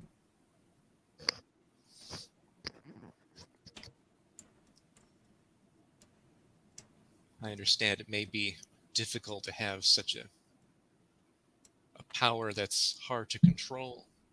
How long have you spent learning to do so? She kind of looks to Joe and she says, about 5 months. Seems you've done an excellent job so far. With the power set it seems that you have, that must be difficult. Dealing with energies from an adjacent dimension. I can only imagine. It's actually quite an impressive feat by itself. I don't really have a choice. If I don't, bad things come through. Then thank you for your efforts in making sure those around you are safe. It's appreciated. So she just kind of, again, kind of shrugs a little and goes back to poking her food. And then he turns to Joe and goes, if Umbra has any additional difficulties with that, of course, let us know. We may be able to perform additional tests. We've been doing what we can to understand more and more about different powers, as you might imagine. He says, yeah, I will definitely keep that in mind.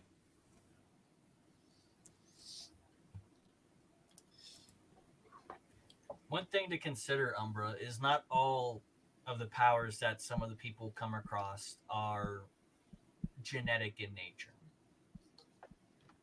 Some are magical, some are technological. So before we can make any type of promises on things like cures, one of the things that Mark has been really focused on is figuring out where those different abilities come from, which is one of the reasons that he's opened up the type of testing facility that he has here. So we can figure out divine. Okay, bad joke. I'm sorry. Um, figure out where different power sets come from. Me, I would be a combination. I was born with some of mine. I also have had genetic mutation done on me, which is why I can breathe underwater. And he'll pat his ribs when he says that. Okay.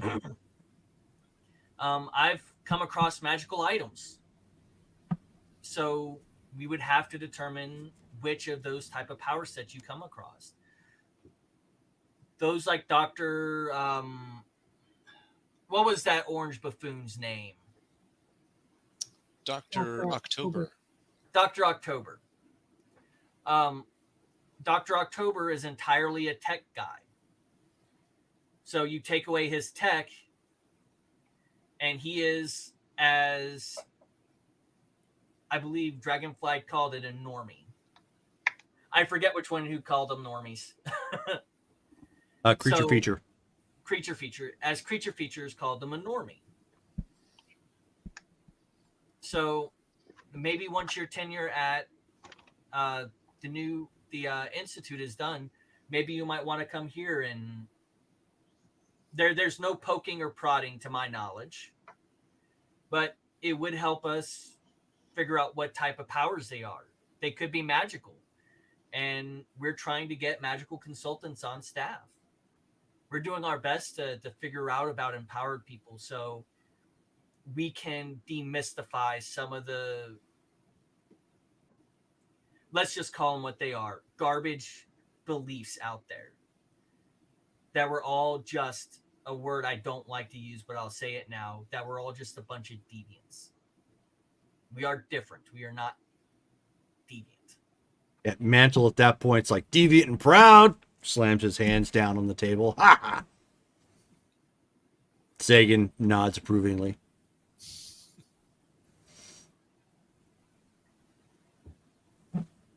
So maybe that's something to consider if that's something you're looking for a cure.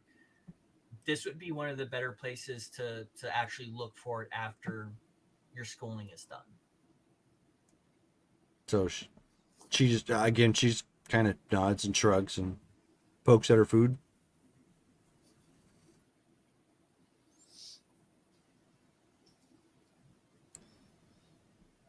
Excellent. Well, Mr. Higgins, if I could actually speak to you for a moment or two away from the children, there's one more matter I wanted to discuss. See if I could pick your brain. Sure. So he said, he just motions to the kids. He says, just behave yourselves. And so they're like, yeah. So then Mark walks them over to a different spot in the room. And he says, so, and he looks around, makes sure nobody else is like, overhearing what's going on. When he's satisfied with that, he turns back to Joe and he's like, I do have a question regarding, something that we're actually in the middle of trying to determine now. It's strange that it happened, but we recently came upon an individual who I might be related to. Her name was Komore, and she revealed that she was the daughter of one of my mother, Dr. Alice Rostenkowski. Okay. First, have you ever heard of Dr. Rostenkowski before? Not that I'm aware of. But I seem to recall Meredith having some sort of issue with a woman that had a Jewish sounding name. Yes. She was one of the individuals who had a relationship with... That's where it was from. Another Yes. Black Book name. Oh, good grief. Okay. Well, it turns out that she may have been, actually for the past several years, that it seemed that she had actually passed away. But we've gleaned knowledge that she may have actually faked her death, has been on the run, but has recently been captured. Hmm. Do you know anybody who has information related to Senia or means of getting to Senia? It seems to be where she may be taken right now. Interesting. I still have some ties in the intelligence community. I could probably pull some strings to find something out. If you're trying to get in or out of Senia, you may want to talk to Donovan McLaren. He's their most outspoken critic, and he's actually, well, technically holds dual citizenship, but they are trying to renounce it because of reasons. He's working in, they're not working in their interests, political dissident sort of thing, abroad. I believe he's moved somewhere here in the United States. So you may want to look him up. He used to be an Olympian for them, as a matter of fact. He is actually currently my business partner. He's one of the main reasons Wow. why we're creating the devices that we are now. Well, there you go. That's who. If you're looking for some sort of tie to maybe get in or out, he'd probably be the one to talk to. He seems to be very outspoken against what it is they're doing. I would not be surprised if he has, if nothing else, paid for people to get smuggled out. He seems to have quite a bit of money. And he seems to have, well, let's call a spade here. He has motive and opportunity. Of course. All right. Excellent.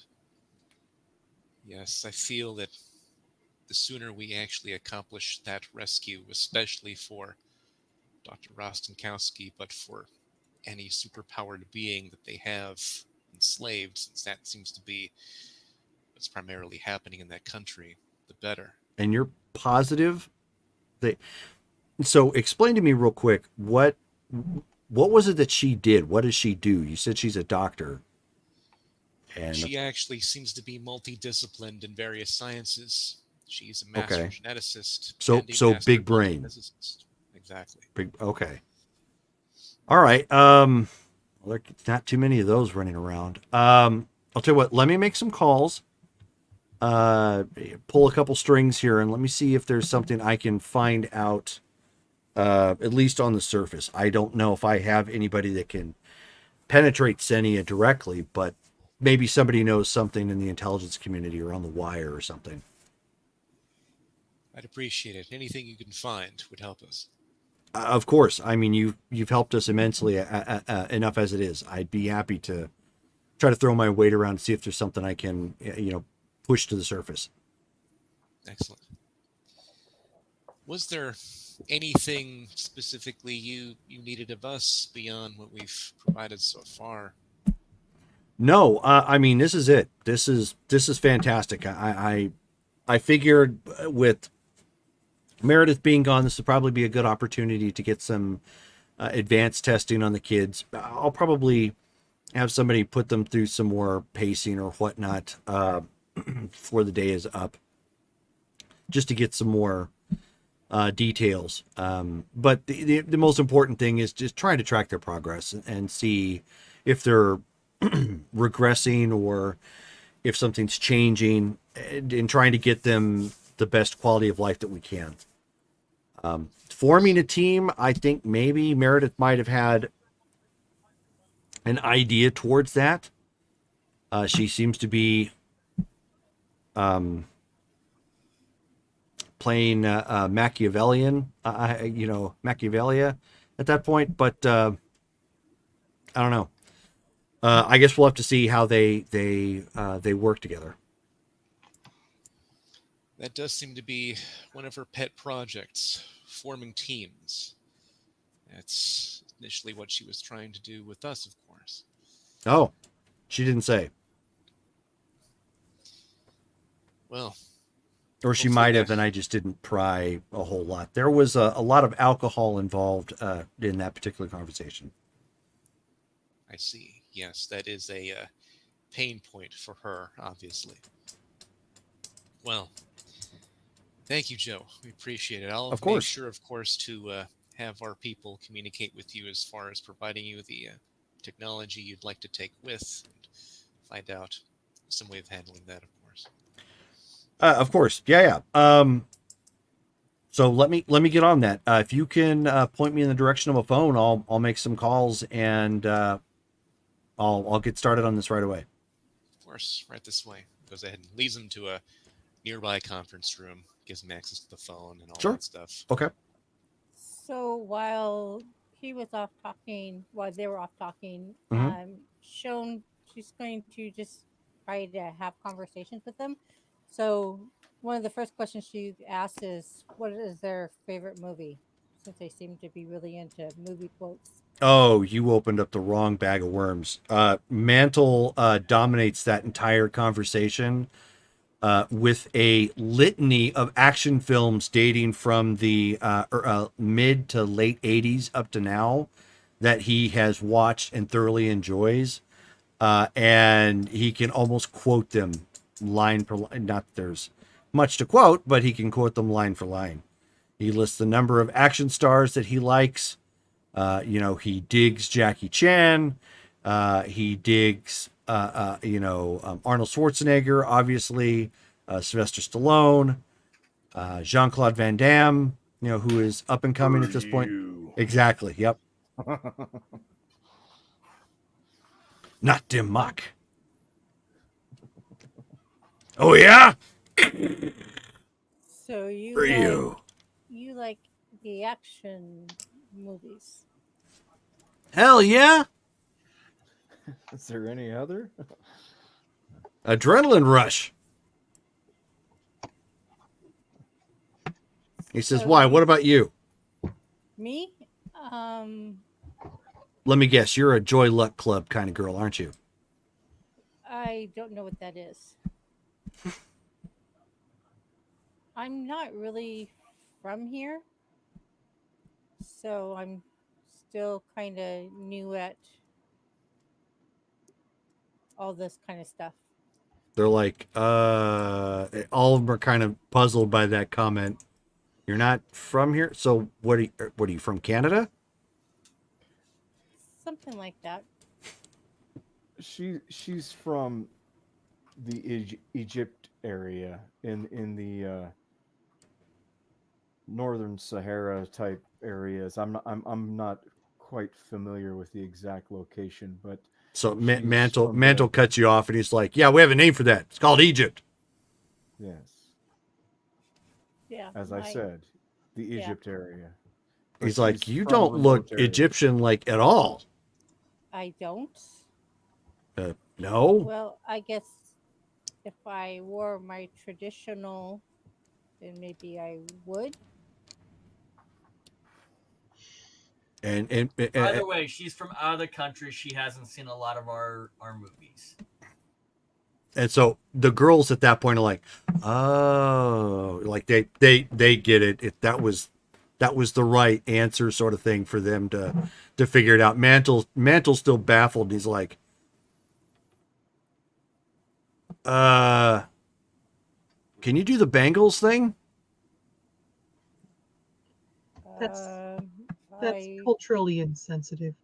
What's that mean? It's a good song though. I don't know what that is.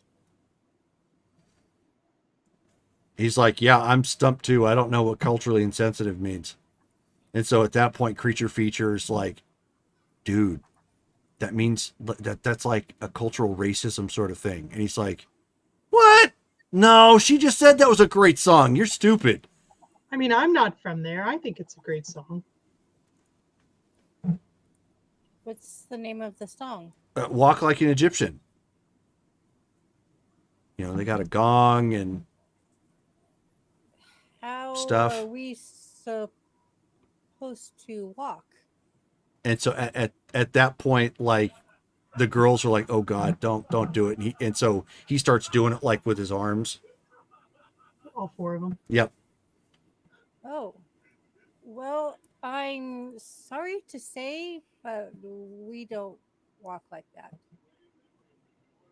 It's a joke based off of hieroglyphs. He's like, Oh, "Wait, they don't actually walk like that? no. Isn't that like code for something?" Did you see me walking like that? I didn't know you were Egyptian, so I wasn't looking at you like that. Hmm. Shown walking down the hall. Oh, I forgot my I know. my drink. I need to go get that paperwork.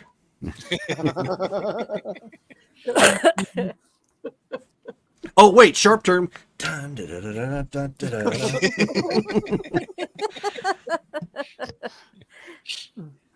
da.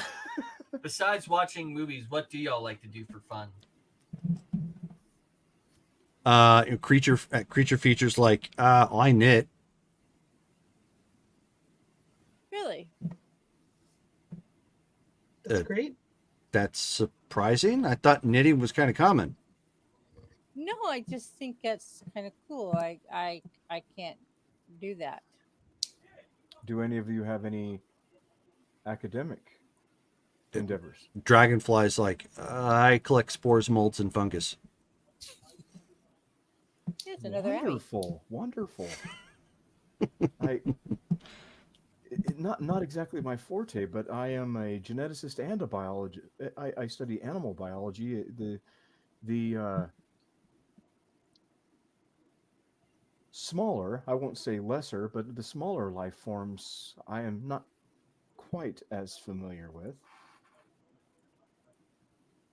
And It's so wonderful. Mantle at that point is like, yeah, that means he sticks pins and bugs and puts them on a cork board. And at that point, creature feature like flares up, like looks at him, and lashes out like with her hair, and, slaps him with like a plate full of mashed potatoes. And Joe at this point is like, okay, enough. Mantle, take a walk. And it's like we're just like wiping it off. It's like, fine, I'm gonna go get something more to eat. My roll's missing anyways.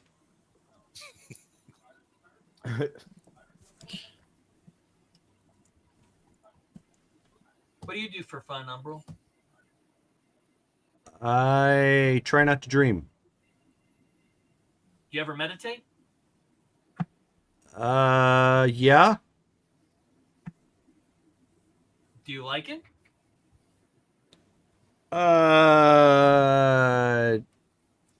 Hard to like something you have to do. Like, I have to breathe, but I don't really like it. I just have to do it. That's kind of the way I see meditation. Because if I don't really meditate and like focus, then at that point, like Dragonfly answers for her, yeah, we know bad stuff comes up.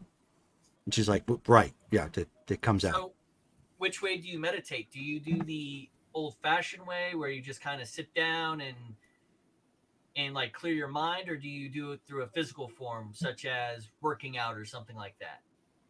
She says, she kind of like looks around. She says, almost looks at Dragonfly like almost is he really, as if to physically ask, is he really asking this sort of thing? And she kind of looks at him and looks at her and shrugs. And then Umbra says, I burn incense, I sit cross-legged, and I play soft music.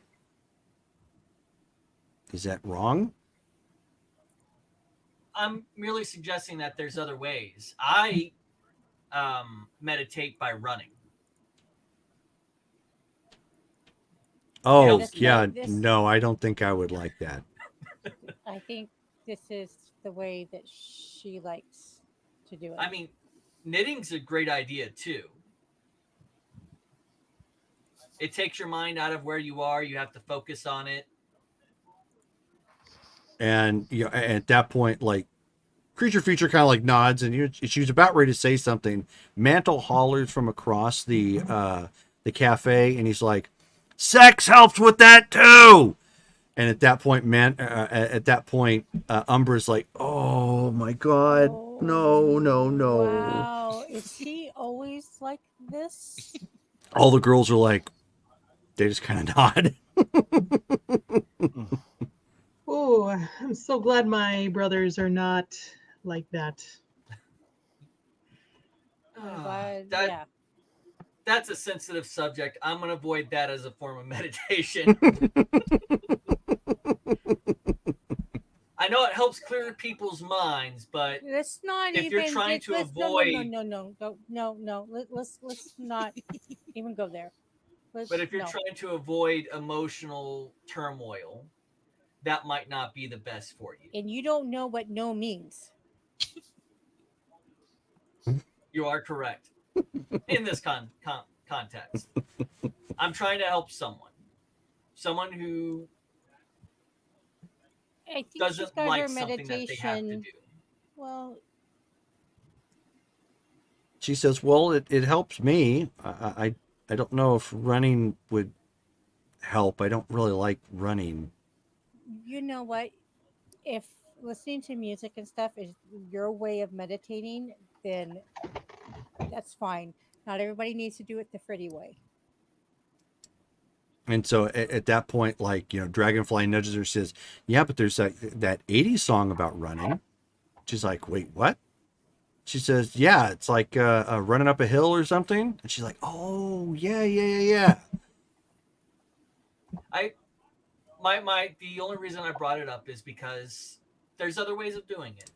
Like I said, I like the run because it's 1 2 in, 1 2 out, 1 2 in, 1 2 out, and my mind is gone. And Mantle is chuckling from across the cafeteria. I've also been known to throw plasma at walls for a few hours as well in frustration. So there's other ways of doing it to relinquish those excess emotions. I don't think you should lock yourself into only one method of meditating. That's all I was trying to suggest, Umbra. Yeah, okay. I like listening to music as well. It's very soothing. I usually just get caught up in a good physics paper. Helps me focus my mind.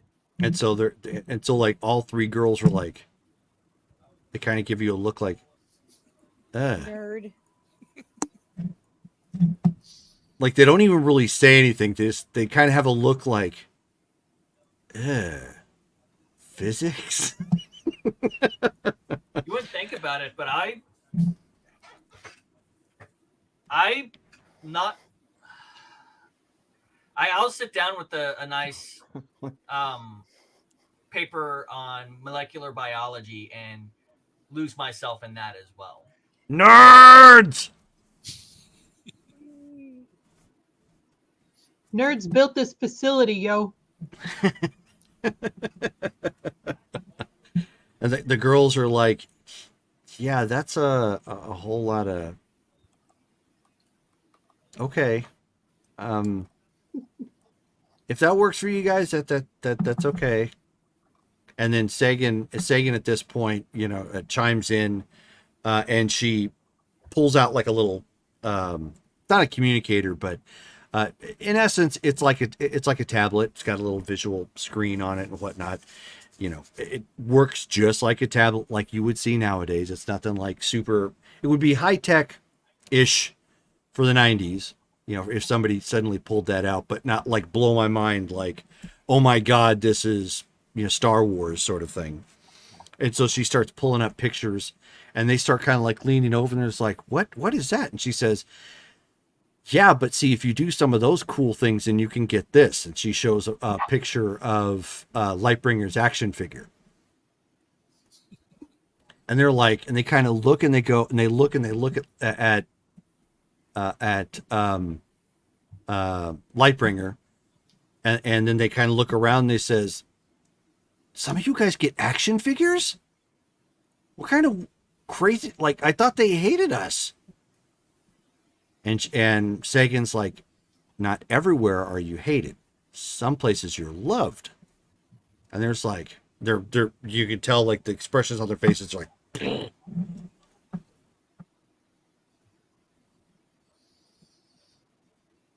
But keep in mind, that doesn't mean you should simply go where it's easiest to live. There may be others around you who are in more dire straits than you are, who have things worse off than you do. It's not easy being different from many others, and the ridicule is there, of course. But you can weather the storm. You have each other. You can communicate with us at any time that you like. We're merely a phone call away.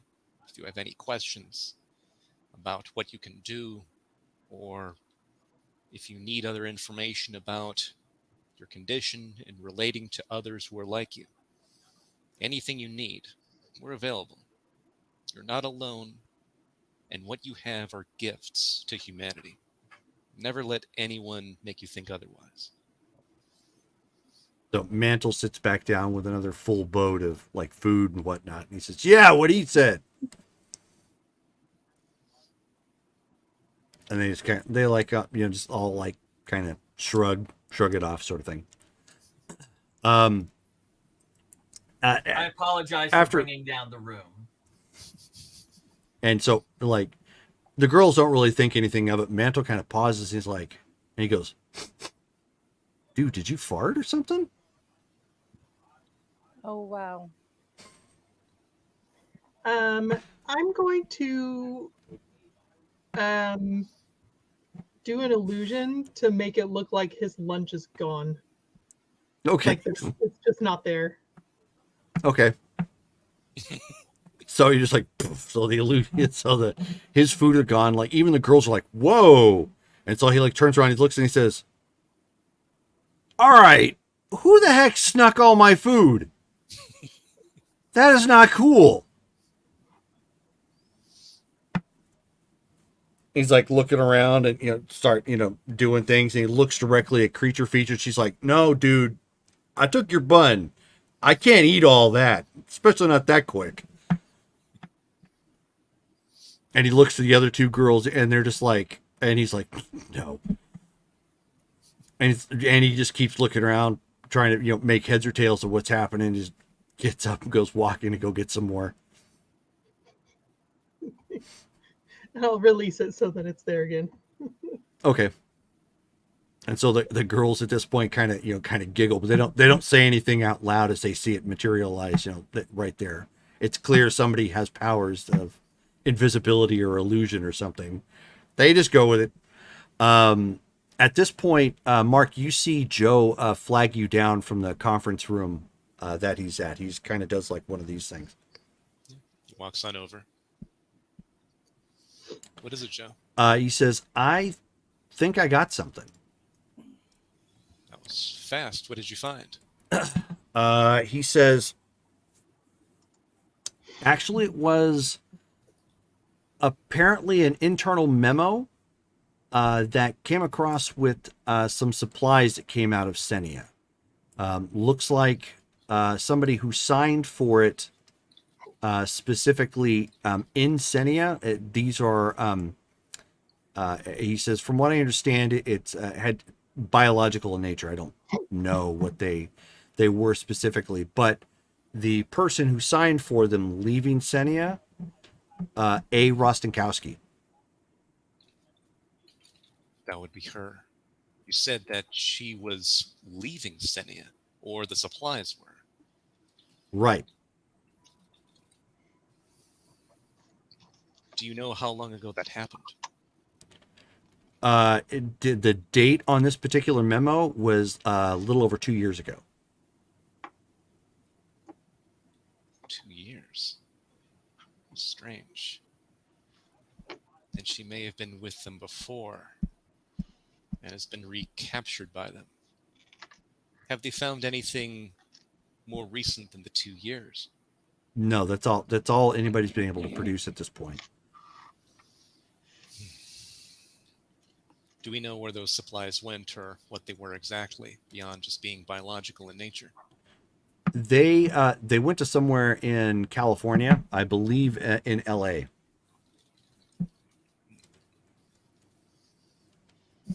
We don't know a specific facility or company that received them.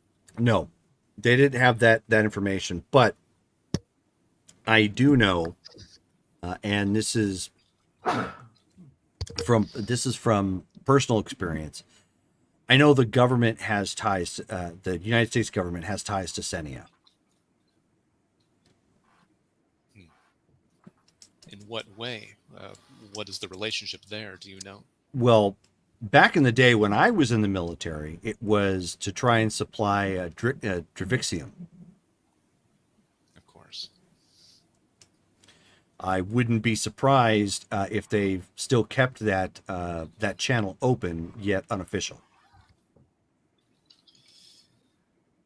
That would make sense. Unfortunately, it's such an extremely valuable metal. It seems that nearly every first world country has some sort of tie, even though it's mined in an extremely unethical manner. Well, we appreciate this. Perhaps there's something we can do with regard to searching in Los Angeles for where they went. Backtrack that. Find out something different. Maybe, but that particular trail is probably going to be pretty cold. If she's a big brain like you're talking about, Seni is going to have a need for something like that. It's entirely possible, especially if she had something to do with this girl that you were just mentioning. Maybe they've got her there working on their slave labor. That's what I'm afraid of. Her genius could amplify whatever they're trying to accomplish. The longer she's there, the worse things would be, I fear. So the best way and most efficient way you can track something like that is track the money. Of course. There's only so many things you can hide, but progress of that nature, it's going to have a way of rearing its head, whether you try to hide it or not. So my suggestion would be, don't try and find this lead. Try to follow the money. You're speaking of the money that Senia obtains from its Drixium and Right. other exports? We know unofficially that slave labor is obviously used for the mining of that. All right. Do you happen to have any ties with anyone who handles that in the U.S. government? I don't.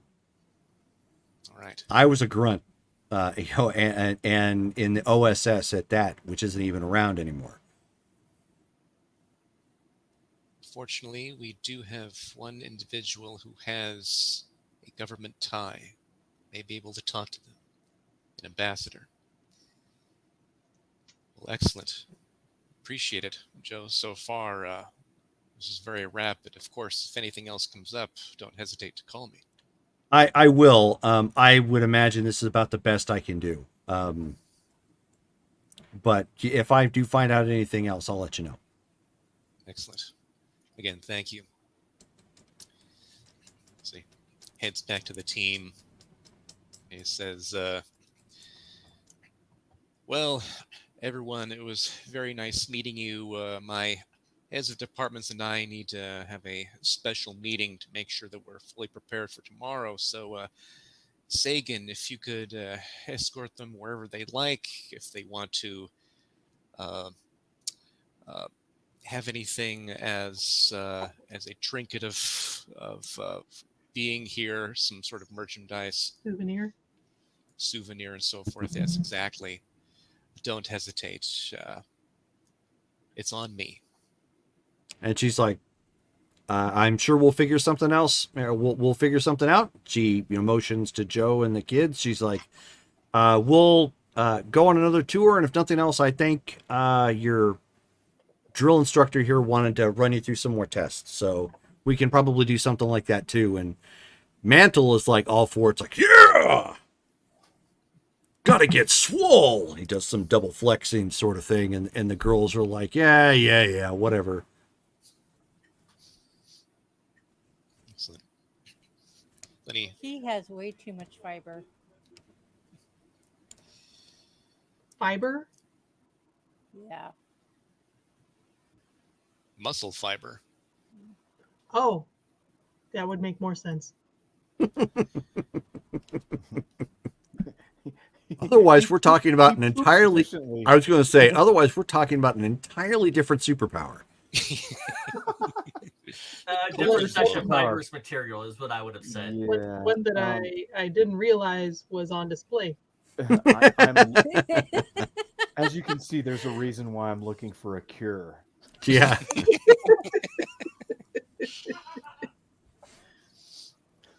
This is Team. the shittiest superpower ever, literally. Yeah. When they get up to go, he whispers very softly behind Dragonfly's ears. Knees. What did you say? Knees. He says it just loud enough so she can hear it. Knees? Okay. I'm lost at the reference, but okay. He's So giving she- her advice on where to attack them if they train. Okay. So Like but a you weakness. you just say knees. Okay. She might not get it. He's Yeah. trying to be helpful. He's been failing at this all game long. So Sure. Yeah. So then Mark's like, well, folks, if we could head into a conference room, we have a few things to discuss. You want me there as well? Absolutely. I didn't know I was ahead. Okay. Is this about me trying to find the megalodon again? Because I'm telling you that thing doesn't exist anymore. And he starts walking around the table to head towards the conference room. I think he needs less fiber too. Fiber. Fiber. Fiber. Your sudden obsession with fiber. Perhaps you need fiber. Fiber uppercut. Yep. No, I have caffeine. Now, on a side note, that's what we thought for a while. What Sagat was saying in Street Fighter 2. He's actually yelling tiger, Yeah, But- exactly. but the 8-bit sounds aren't very great. So we joked it's like he's saying fiber, fiber, fiber, and then instead of tiger uppercut, it's fiber up your butt. There you go. Nice. That's awesome. What can I say? I mean, we're kids. It's, Right, of course. And that's just merely just scratching the surface of Yep. some of the Yep. punny So, and inappropriate things that we did. anyways, Right. back in game. Sorry to distract. No, yeah. So he gathers everybody in the conference room, closes it. He was like, so Mr. Higgins had information and some ties with individuals in the federal government and managed to find some information. It seems that they found a memo that came with supplies that were sent from Senia. They seem to be biological in nature, and this was something that occurred approximately 2 years ago. The individual who signed off on those supplies being sent was Dr. Alice Rostenkowski. She apparently had been there before and has been forced to go there again to assist them. Now, those supplies had gone to Los Angeles, and Mr. Higgins explained that apparently the United States federal government, as probably most vast governments, have at least some tie with Senia, primarily for their Drixium exports. So you can imagine it being such an extremely valuable material. It would be deleteriously disadvantageous for any powerful nation not to take advantage, even though clearly it's mined unethically there. But his ultimate suggestion to me was to try to find ways into Senia by following the money. Effectively finding out, backtracking how to actually get to Senia due to their financial transfers for And Drixium, amongst other things. did he give you any suggestions on how to do that? That I believe we can accomplish perhaps by contacting the ambassador from Argentina. Mm. He has ties to the government, and perhaps he would be able to lead us in the right direction to And begin that search. he does kind of owe us. Wasn't Precisely. there also? Sorry, let me check my notes real quick.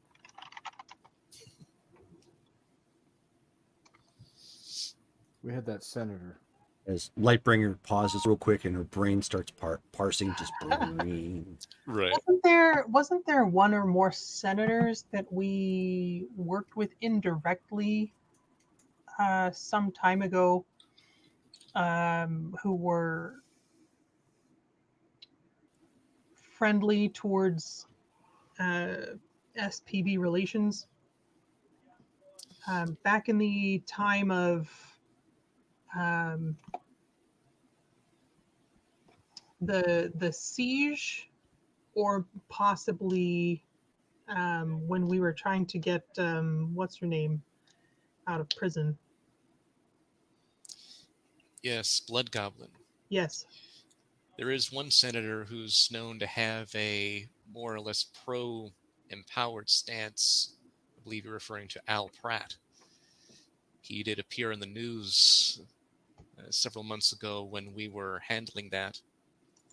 And he himself was mentioning that he didn't want to repeat the Japanese internment camps.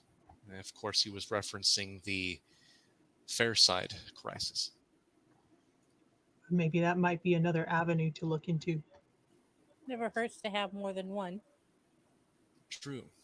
We don't have direct ties to him, but if he is on the up and up, perhaps Well, we could reach out to him. maybe this other senator would know how to reach out to him. Possibly. They're not exactly in the same echelon of the government, being an ambassador rather than a senator, but... Oh, okay. Now, I'm still learning all this lingo stuff. Of course.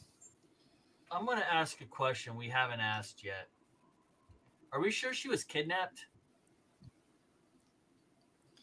I know nothing about Dr. Rothankowski. But if she was a geneticist of the caliber that you and Jim was talking about, she might have gone of her own accord just to progress her work further. I It's had always a considered it. possibility. I would, of course, for obvious reasons, rather think that isn't the case. But it is a possibility. It would seem, with what's happened recently, that she was kidnapped. I don't see why she would return after leaving. She was apparently one of the more forefront researchers and scientists who were working in New Prussia years ago as well. But she decided to leave there. She helped to create me. Technically, a United States government project. Admittedly, her allegiances are unclear. But I'm not saying that she is. I'm just merely speculating that it's a possibility, given we know very little about her through Electrum's It's files, through Meredith's files. it's a fair question. I don't think we should rule it off the table immediately. I think it's at least worth significant effort to go find her. It was a part of Dr. Fitzpatrick, aka Dr. October's final attempts to find her and seemingly rescue her. And his final recorded message to us made it indicate as if she was kidnapped by them. And as if there was a tie there directly with Shadestone and those who work with Senia. So I I'm trust nothing that comes out of that person's mouth. fair. I know you have extreme difficulty believing anything that a supervillain would say, which is a valid stance. Makes sense. Be that as it may, even a broken clock is right twice a day, as they might say. Not all information is automatically bad based on its origin. I think it's And as still much as I know that you're right, I'm still going to hold it against them. fair enough. Either way, I think I'm not against going and finding her. That's not I, the reason I mentioned all this. I think the fewer resources that Senya has to bolster its operations, the better. I It does bring wholeheartedly a agree. dramatic question to the table. If we find her and she doesn't want to leave, how do all of you want to progress? We talk to her and find her reasoning. We try to understand why it's happening. And then we act accordingly. We wouldn't make her move against her will. She is a free person. However, if she was also engaging in something illegal or extremely unethical, as much as it would pain me, we would be responsible for stopping her activities. You have to remember that this woman's kind of like his mother. I am So we aware of that. need to be kind of sensitive to that as well. We don't need to be overly sensitive. I do appreciate your words and your position shown, but no matter who she is, we know generally what she's capable of. I am a product of her brilliance. If she's capable of that, and Senia has her under their employ, they have an extreme advantage. And with I, living beings, we can change through influences of our environment, our experiences in life. I'm Some just I'm someone who being is candid created now. not unlike our brother would is under a program, and though he is much more than that, he is still reined in by certain parameters which she had essentially set at a point in time that she may not even agree with at this point in time. So I I s- do agree with your potential, but I do also believe that the likelihood of it being so far off of how she created would be hard to fathom. I am merely being candid now. That way, when we're put into a position where there's a difficult choice that needs to be made, that difficult choice isn't off the table, and we've had time to think about it. I know how I can come off as being, well, a jerk at times. at I times. do not feel that Hyperion would have the hindrance of emotion. But there are still four other people here besides him, four other personalities, four other views on this. So it is best that we discuss it first before we find ourselves in a situation. I think we It, go in once we actually manage to find where they are and develop a plan of attack. We go in with the general assumption that she was taken against her will. If we find out otherwise beforehand or when we reach her, we then determine what her reasons for helping them are and act accordingly. I don't see, if she was working with them, how that would be some sort of ethical advantage. There was some moral high ground that she would actually be on, unless she was brainwashed or forced to believe something that's counter to reality. And But that's always possible. True. If that is the case, if she is unfortunately against us, then she would be with them. And as we would try to stop them, we would need to apprehend her as well. Her mind is powerful, and it could be weaponized if Seni has enough time to do so. Well, it sounds like that we can't waste much time. Then Exactly. we need to get it in and out as soon as possible. I'll see about contacting the ambassador, but of course, anything that we do will need to take place after tomorrow. So, with that, we need to focus on making sure that all of our departments are in tip-top shape, that all of our records are accounted for, that there's nothing strange that we haven't accounted for. I'd like each of you to make sure that your departments are in good order for tomorrow. Then report back so that we can make sure that our efforts are coordinated and we're ready for the oversight. Any questions? Is it going to throw any suspicions if I were to excuse myself from the premises? I'd rather not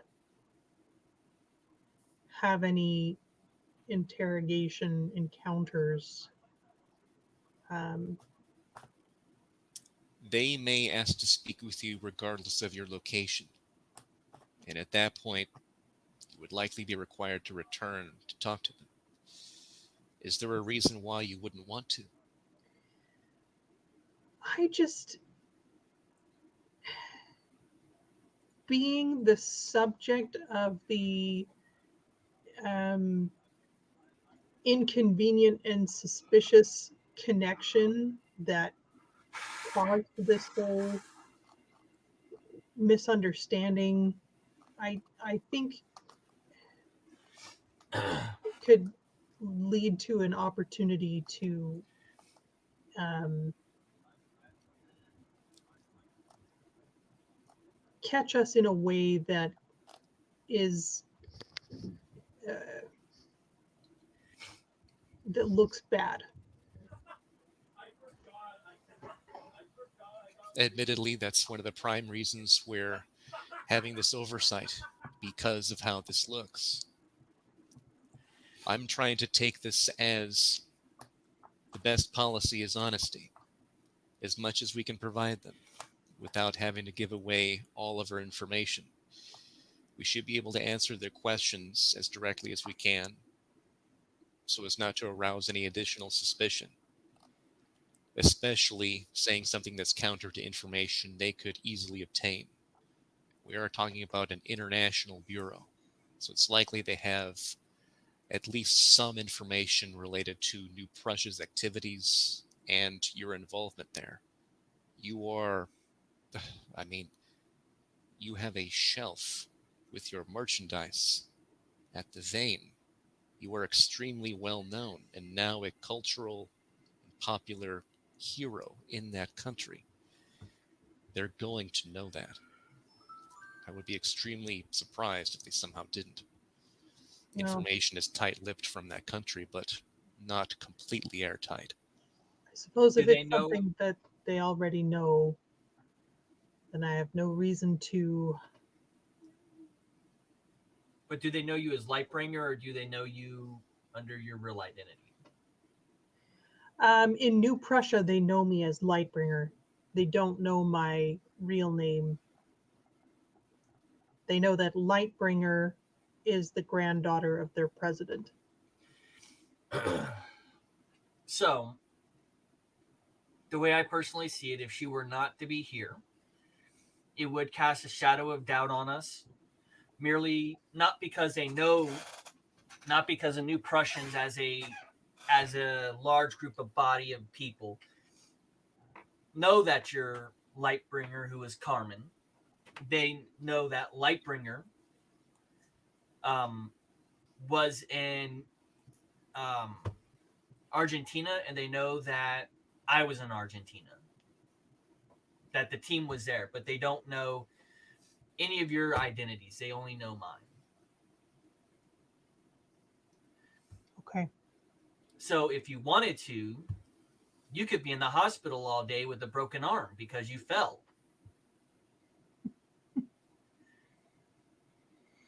And you're good enough with your illusions now to be able to do that. Or for that matter, I could be in the lab while Lightbringer is somewhere else. That is true as well. I'm I the would only one, according to what they have expressed, that they know both my real identity, my secret identity, and my other identity. as far as full information, that's correct. It is possible, in fact, I'd say likely, that they know that there's an individual here who also does have ties with New Prussia. I would say at least stay in the building, be on hand.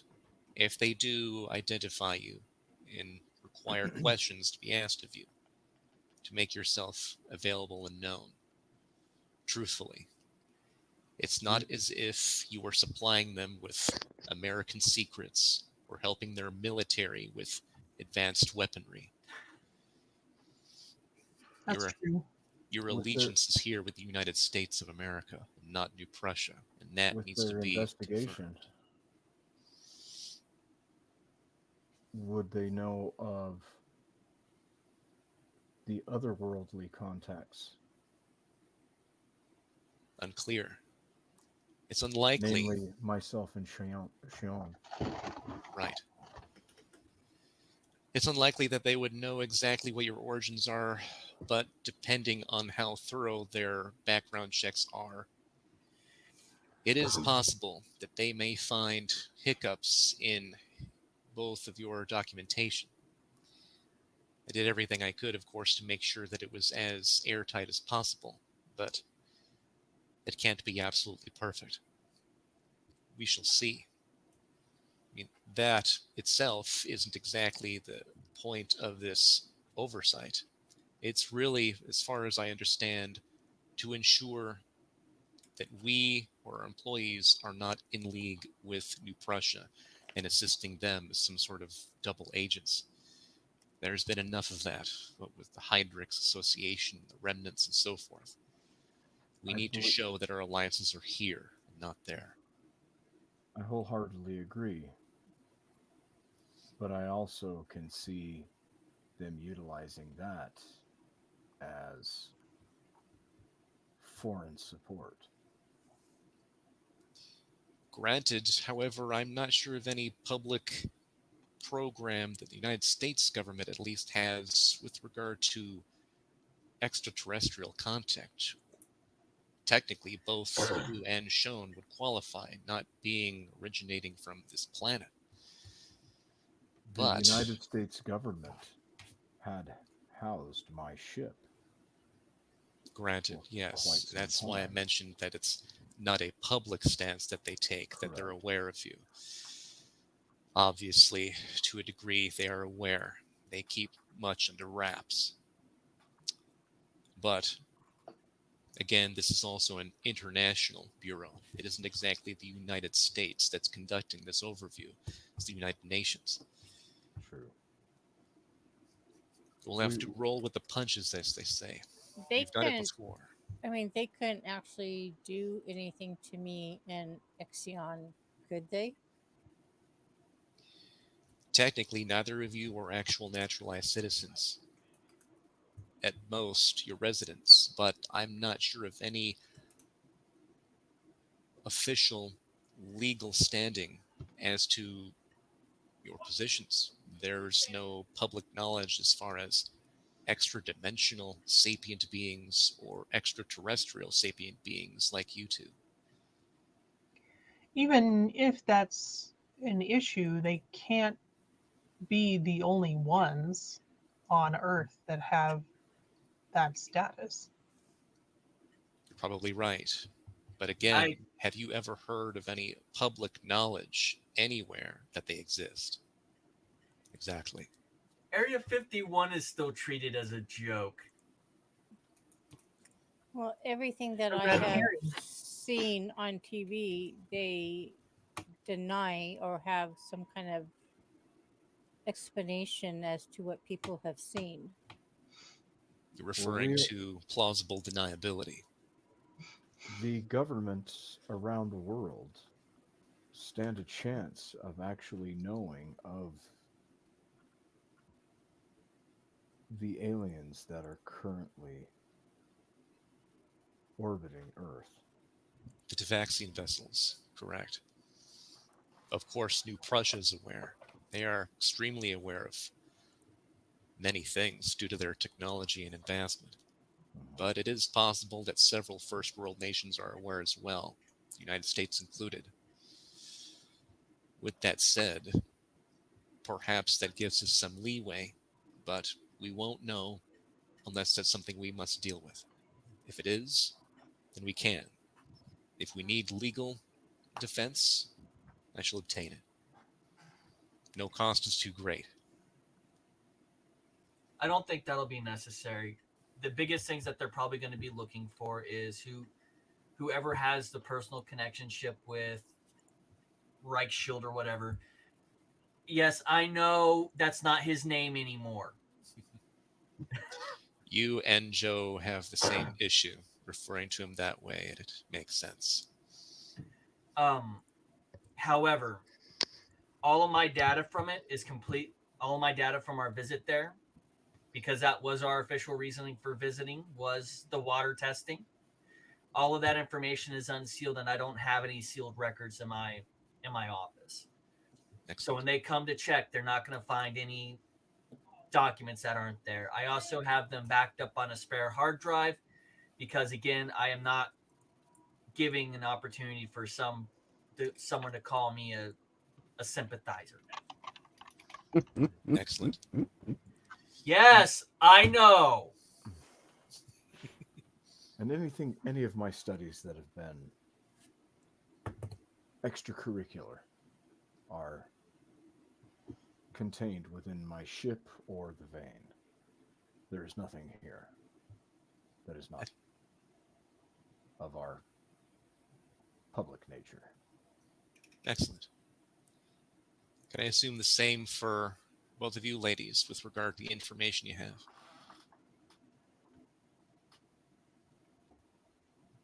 Wait, what was the question? Can I assume that both of you ladies have dealt with information Quantum Unlimited and otherwise in the same way as Freddie and Ixion have?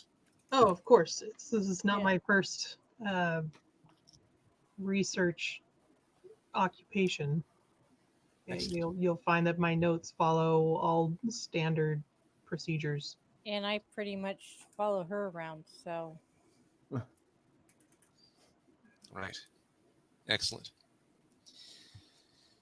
Well, with that, I'll need to make my presence known for the other employees to make sure that morale is up and that everyone's ready for tomorrow here. The rest of you, what do do what you need to do. they what do they actually understand what is happening tomorrow? That we are undergoing a UN review. That we need to make sure that everything we have is in order. We are becoming a more international entity with the different countries and institutions we're selling our products to. Therefore, have to be ready for that. Follow all applicable laws and so forth.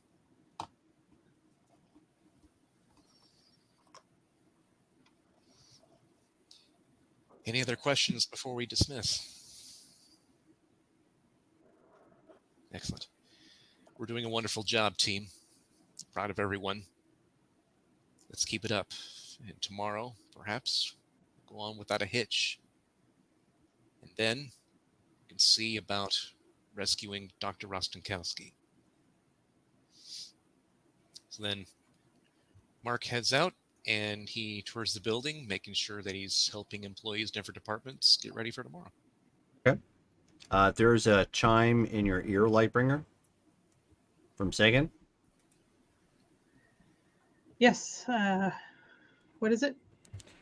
Ma'am, I just got a report and a delivery. I need to know what to do with it. What sort of delivery? It's fan mail for you, ma'am. Um, I really wasn't certain, and I know it may make you feel uncomfortable, but I didn't want to just take it to your house or take it, really anywhere right now. I just need to know what you would like to do with it, or how you'd like me to secure it. I guess we can. How much fan mail? It's a little over 1,000 letters, ma'am. Most of them seem to be from New Prussia, but you apparently have some here in looks like the United States and Canada, and I think I see one or two from Argentina. Okay. I don't know. Some of it might be important. Why don't you just put it in a secure location and we can take it back to the vein? Okay. I'll look around here for a bag big enough to bring it all. As it's quite a bit of weight. How did it get to you? Express delivery, ma'am. Okay.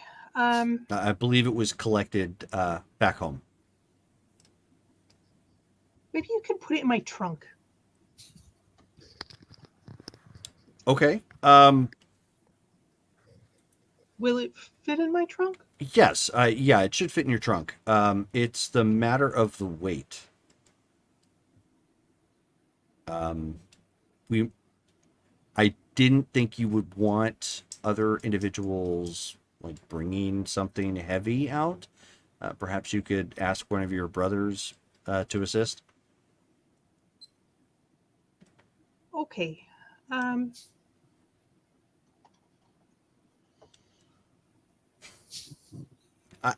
sorry, ma'am. I apologize. First world problems.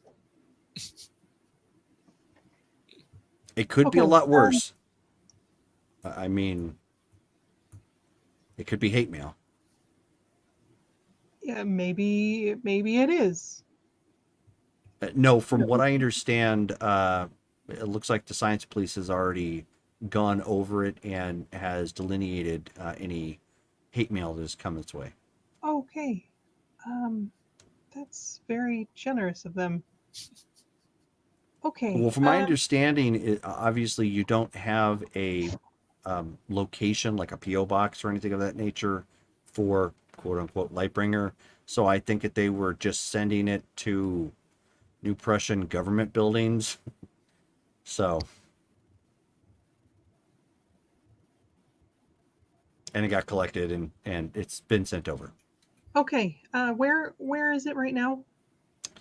I actually have it right now in a disused office, just to kind of keep it under wraps. Okay. Maybe Sean can help me get it to the vein in a quick manner. Oh, great idea, actually. She's here? Oh no, that's right, she is here. Okay. Yeah, why don't you do that? I mean, she knows. Wait a minute. Isn't there going to be a problem with her porting in, ma'am? To where? The vein? Not directly. Oh, okay. Well, Like I'm sure you have it. So, I mean, that's fine. Then we don't have to take it anywhere. I'll just make sure it's here in the room and nobody bothers it. Great. Thank you. We're going to want to take care of that before tomorrow. Right. Yes. Good point. Yes. Stand by. Will do. I will go find my sister. Okay.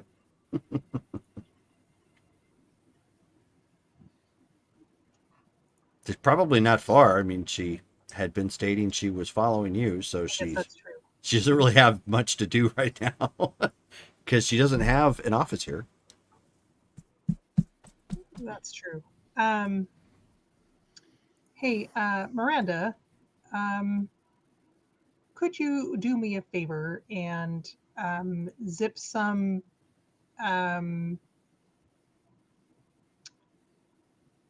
deliveries back to the vein? It needs to not be found here at the office. What kind of deliveries? Apparently, I've been sent some mail You've got mail. from across the sea. A lot of friggin' mail. Oh. They don't know how to use the postal system? You know, our address is not publicly known. Okay. Anyway, if you could, How much? I'm not entirely sure how much it is physically. Maybe you'll have to do more than one trip. Sagan says it's in one of these unused offices. Okay. I'll come with you. I'm really curious what this is all about. So am I.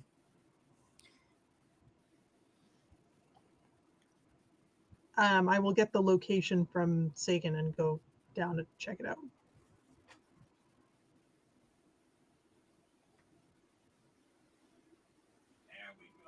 Okay.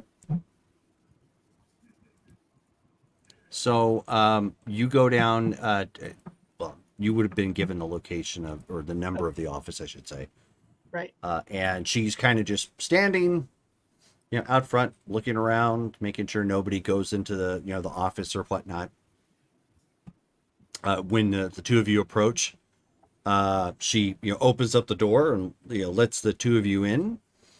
And she has managed to find one of those big bulk carrier bags to secure the mail in. How heavy is it, would you say? Heavy enough that you would need a buff person to throw it over your shoulder.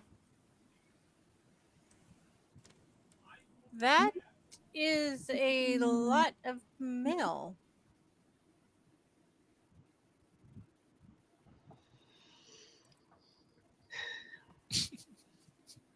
I don't know. I just work here.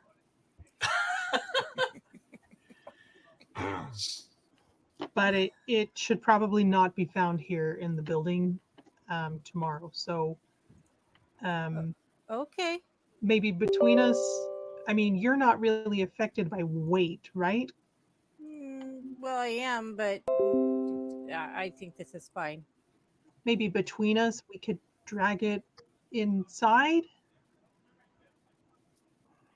Well, we're in the vein. Do you want it? Just somewhere for now. So, like the mess hall or one of your brother's rooms or what? Maybe the conference room. I don't really keep a bedroom there, so conference room is fine. Okay. Just wherever is, kind of out of the way where I can start to go through it later. Shown to mainframe. Mainframe here. Mainframe, I am going to be coming in with Lightbringer and a very large package. Can you please make it to where I don't hit the door? Affirmative. Okay. Dropping the barrier. Coming now. And Okay. she'll poof. Yep. So the two of you poof with said bag, and you look like two super heroic Santa Clauses. Bam. With a big bag of mail. Okay, I'll make sure that it's not in an area where it's going to trip people. Oh yeah, Uh, no, it's not. She just brought you into the conference room. The conference room is pretty Okay. big and wide, if you recall. Great. So it's not like in a walkway that somebody's going to just fall over it. And just out of curiosity, I'm going to open the bag and pull out one. Okay. Yeah, and Joan's gonna be kind of. She's curious about this one. I will not hide it. Sure. So you pull it out. There's a address from New Prussia in there. Where was this one addressed to? It was actually addressed to the main government building in New Prussia. Like the White It's a- House kind of thing? Basically, yeah. Has it already been opened up and read through? It has been opened up. Yes. It's clear. Um, It's clear that the mail in here has been vetted. Okay. I will go ahead and pull it out and just give it a look. Okay. The handwriting is atrocious. It's clear that it was written by some child, so it's kind of doing their best to handwrite something out, and it starts off my name is Amy, I am 10 years old, and you are the best superhero ever. I want to grow up to be just like you. I think your costume is really rad, way radder than the others. And did the president help you design this? If so, that is really cool. And my mom tells me you have an eye for design. We're going to try and get your action figure as soon as we can. Wow. And Lightbringer's heart grew 3 sizes that day. Yeah, exactly.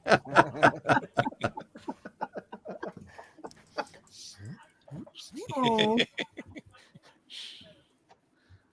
Oh boy. Okay. Not to mention how many sizes her head swelled. Are Yay. are they expecting you to answer all of these? I don't know. I kind of feel like I should. I mean, what is this, like a 6-year-old? You humans are weird. Out of character, it was a 10-year-old. Hi, I'm Amy. Yep. I'm 10. Or whatever. I'm not 6. You all write the letters now. I don't know. What would you do?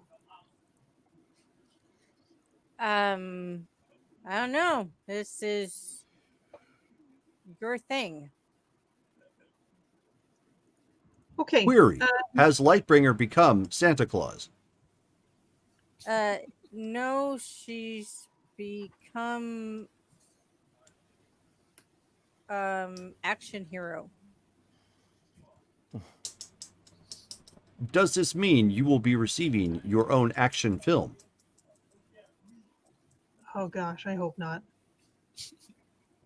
Parsing: Mainframe has found several comparable action films that Lightbringer might find Lightbringer might find useful. The China O'Brien series. I'm not familiar. Mainframe. Okay, so he pulls up a couple pictures of Cynthia Rothrock and the China O'Brien series movies. Is this a real movie? It is, yes. Is this coming over the comms as well? No, it's actually in the vein directly. But we did hear about them going back to the vein, right? Yes, you did. Mainframe, is the teleportation shield back up? Negative. Please put it back up. Affirmative. Raising for syntax error. You know, this is a problem for another time. I think we have more important things to worry about right now. Let's just let's head back. Yeah, when are you going to find time to read through all these? This is a lot. Slowly. And are you expecting more? I have no idea. I didn't know this was a thing until 10 minutes ago.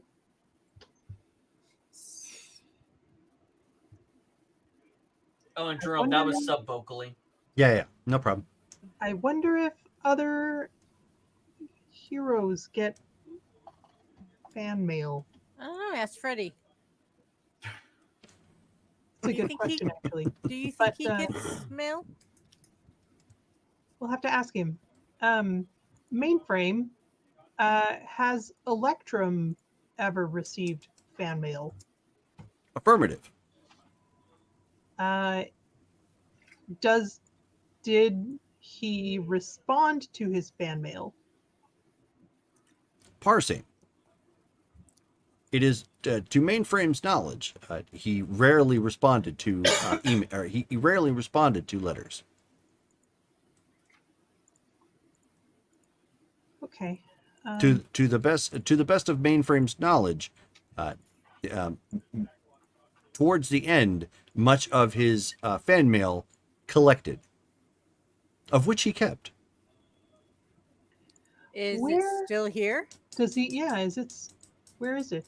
Negative. It is offsite. Do you know Of the course it is. location? Parsing.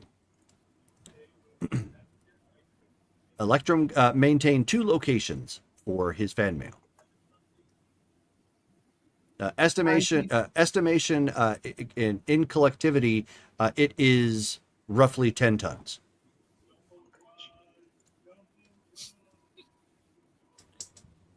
Where are these locations? He spits 2 addresses up on the screen.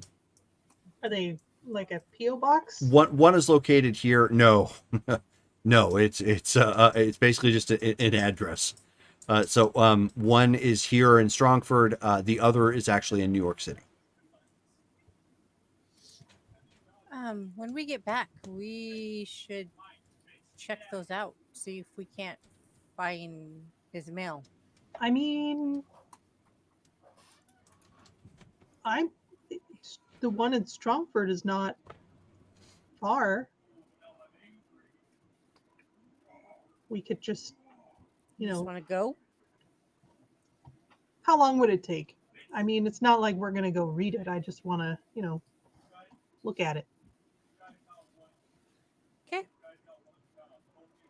Do we want to You tell kinda the guys what we're something. doing, or let it be a Um, surprise?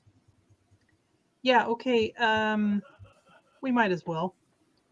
And I will say over the comms.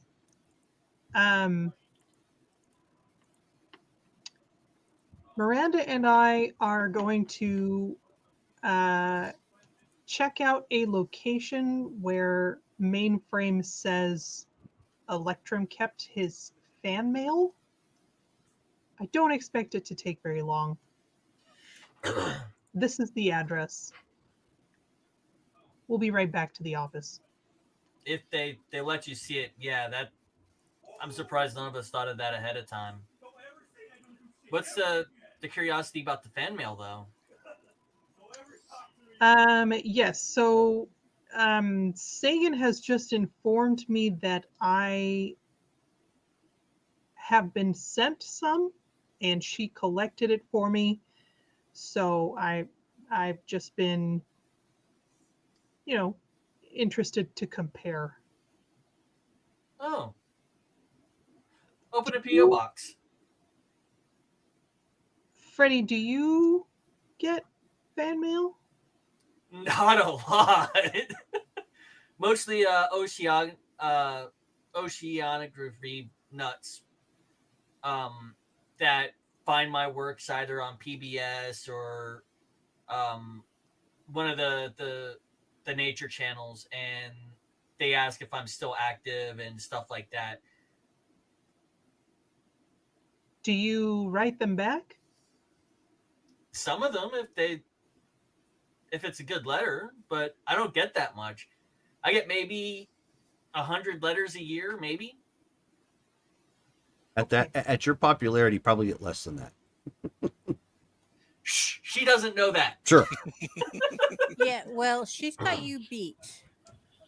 My office, the office that does all my publicity and all that stuff, they normally handle the majority of it. And they send it to a PO box, which is a good reminder. I should probably set one up here in Strongford.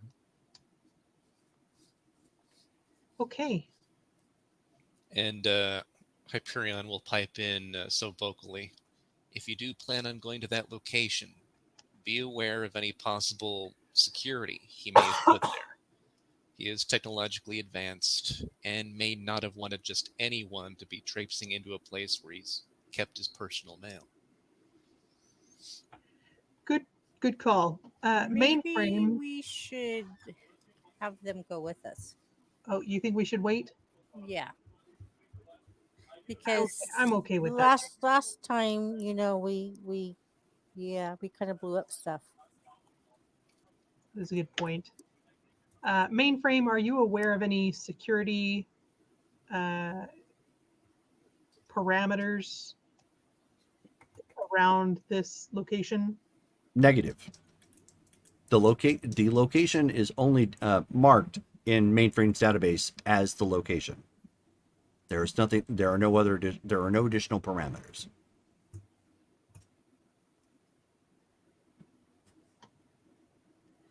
Okay, you know what? We can wait. This is not urgent. I should probably make sure my office is in order. Oh, so you want me to take you back? Yeah, let's go back. Okay. I was gonna go read my book, but okay. I mean, I could drive there. Isn't You could your always car read the already book there? in an office. Isn't your car already there? I don't remember. Okay, yes. Yeah. I Okay. could fly there. I've just Mainframe? remembered that I can fly. Mainframe. We are going to zip out of here. Affirmative. Lowering shield. And after I've left, please bring the shields back up. Affirmative. And poof. And away you go. And that is where we're going to stop for the night. So we have gotten actually over 3 hours of gameplay in. Nice. So great job. I hope you guys had fun. I know I had fun letting you guys meet the team that Meredith had been working on. Yeah, that's cool. Yes, she was Dave. not expecting that. They've got their hands full. Yeah. Makes you guys appreciate me. So the next game we've got coming up, we have got Cyberpunk coming up Wednesday the 17th at 7 p.m. Pacific Standard Time. So looking forward to that and seeing just what our edge runners are going to get themselves into. And I'm still alive. And yes, and your new character's still alive. And then on the Thursday the 18th at 7 p.m. we have our new Street Fighter game that we're going to be playing. So that's going to be interesting. I hope you guys tune in to check that out. Thank you guys. Thank you for everybody who popped in and said hello into the chat and watched. So we will see you guys again then soon. And good night. Good night, guys. Bye.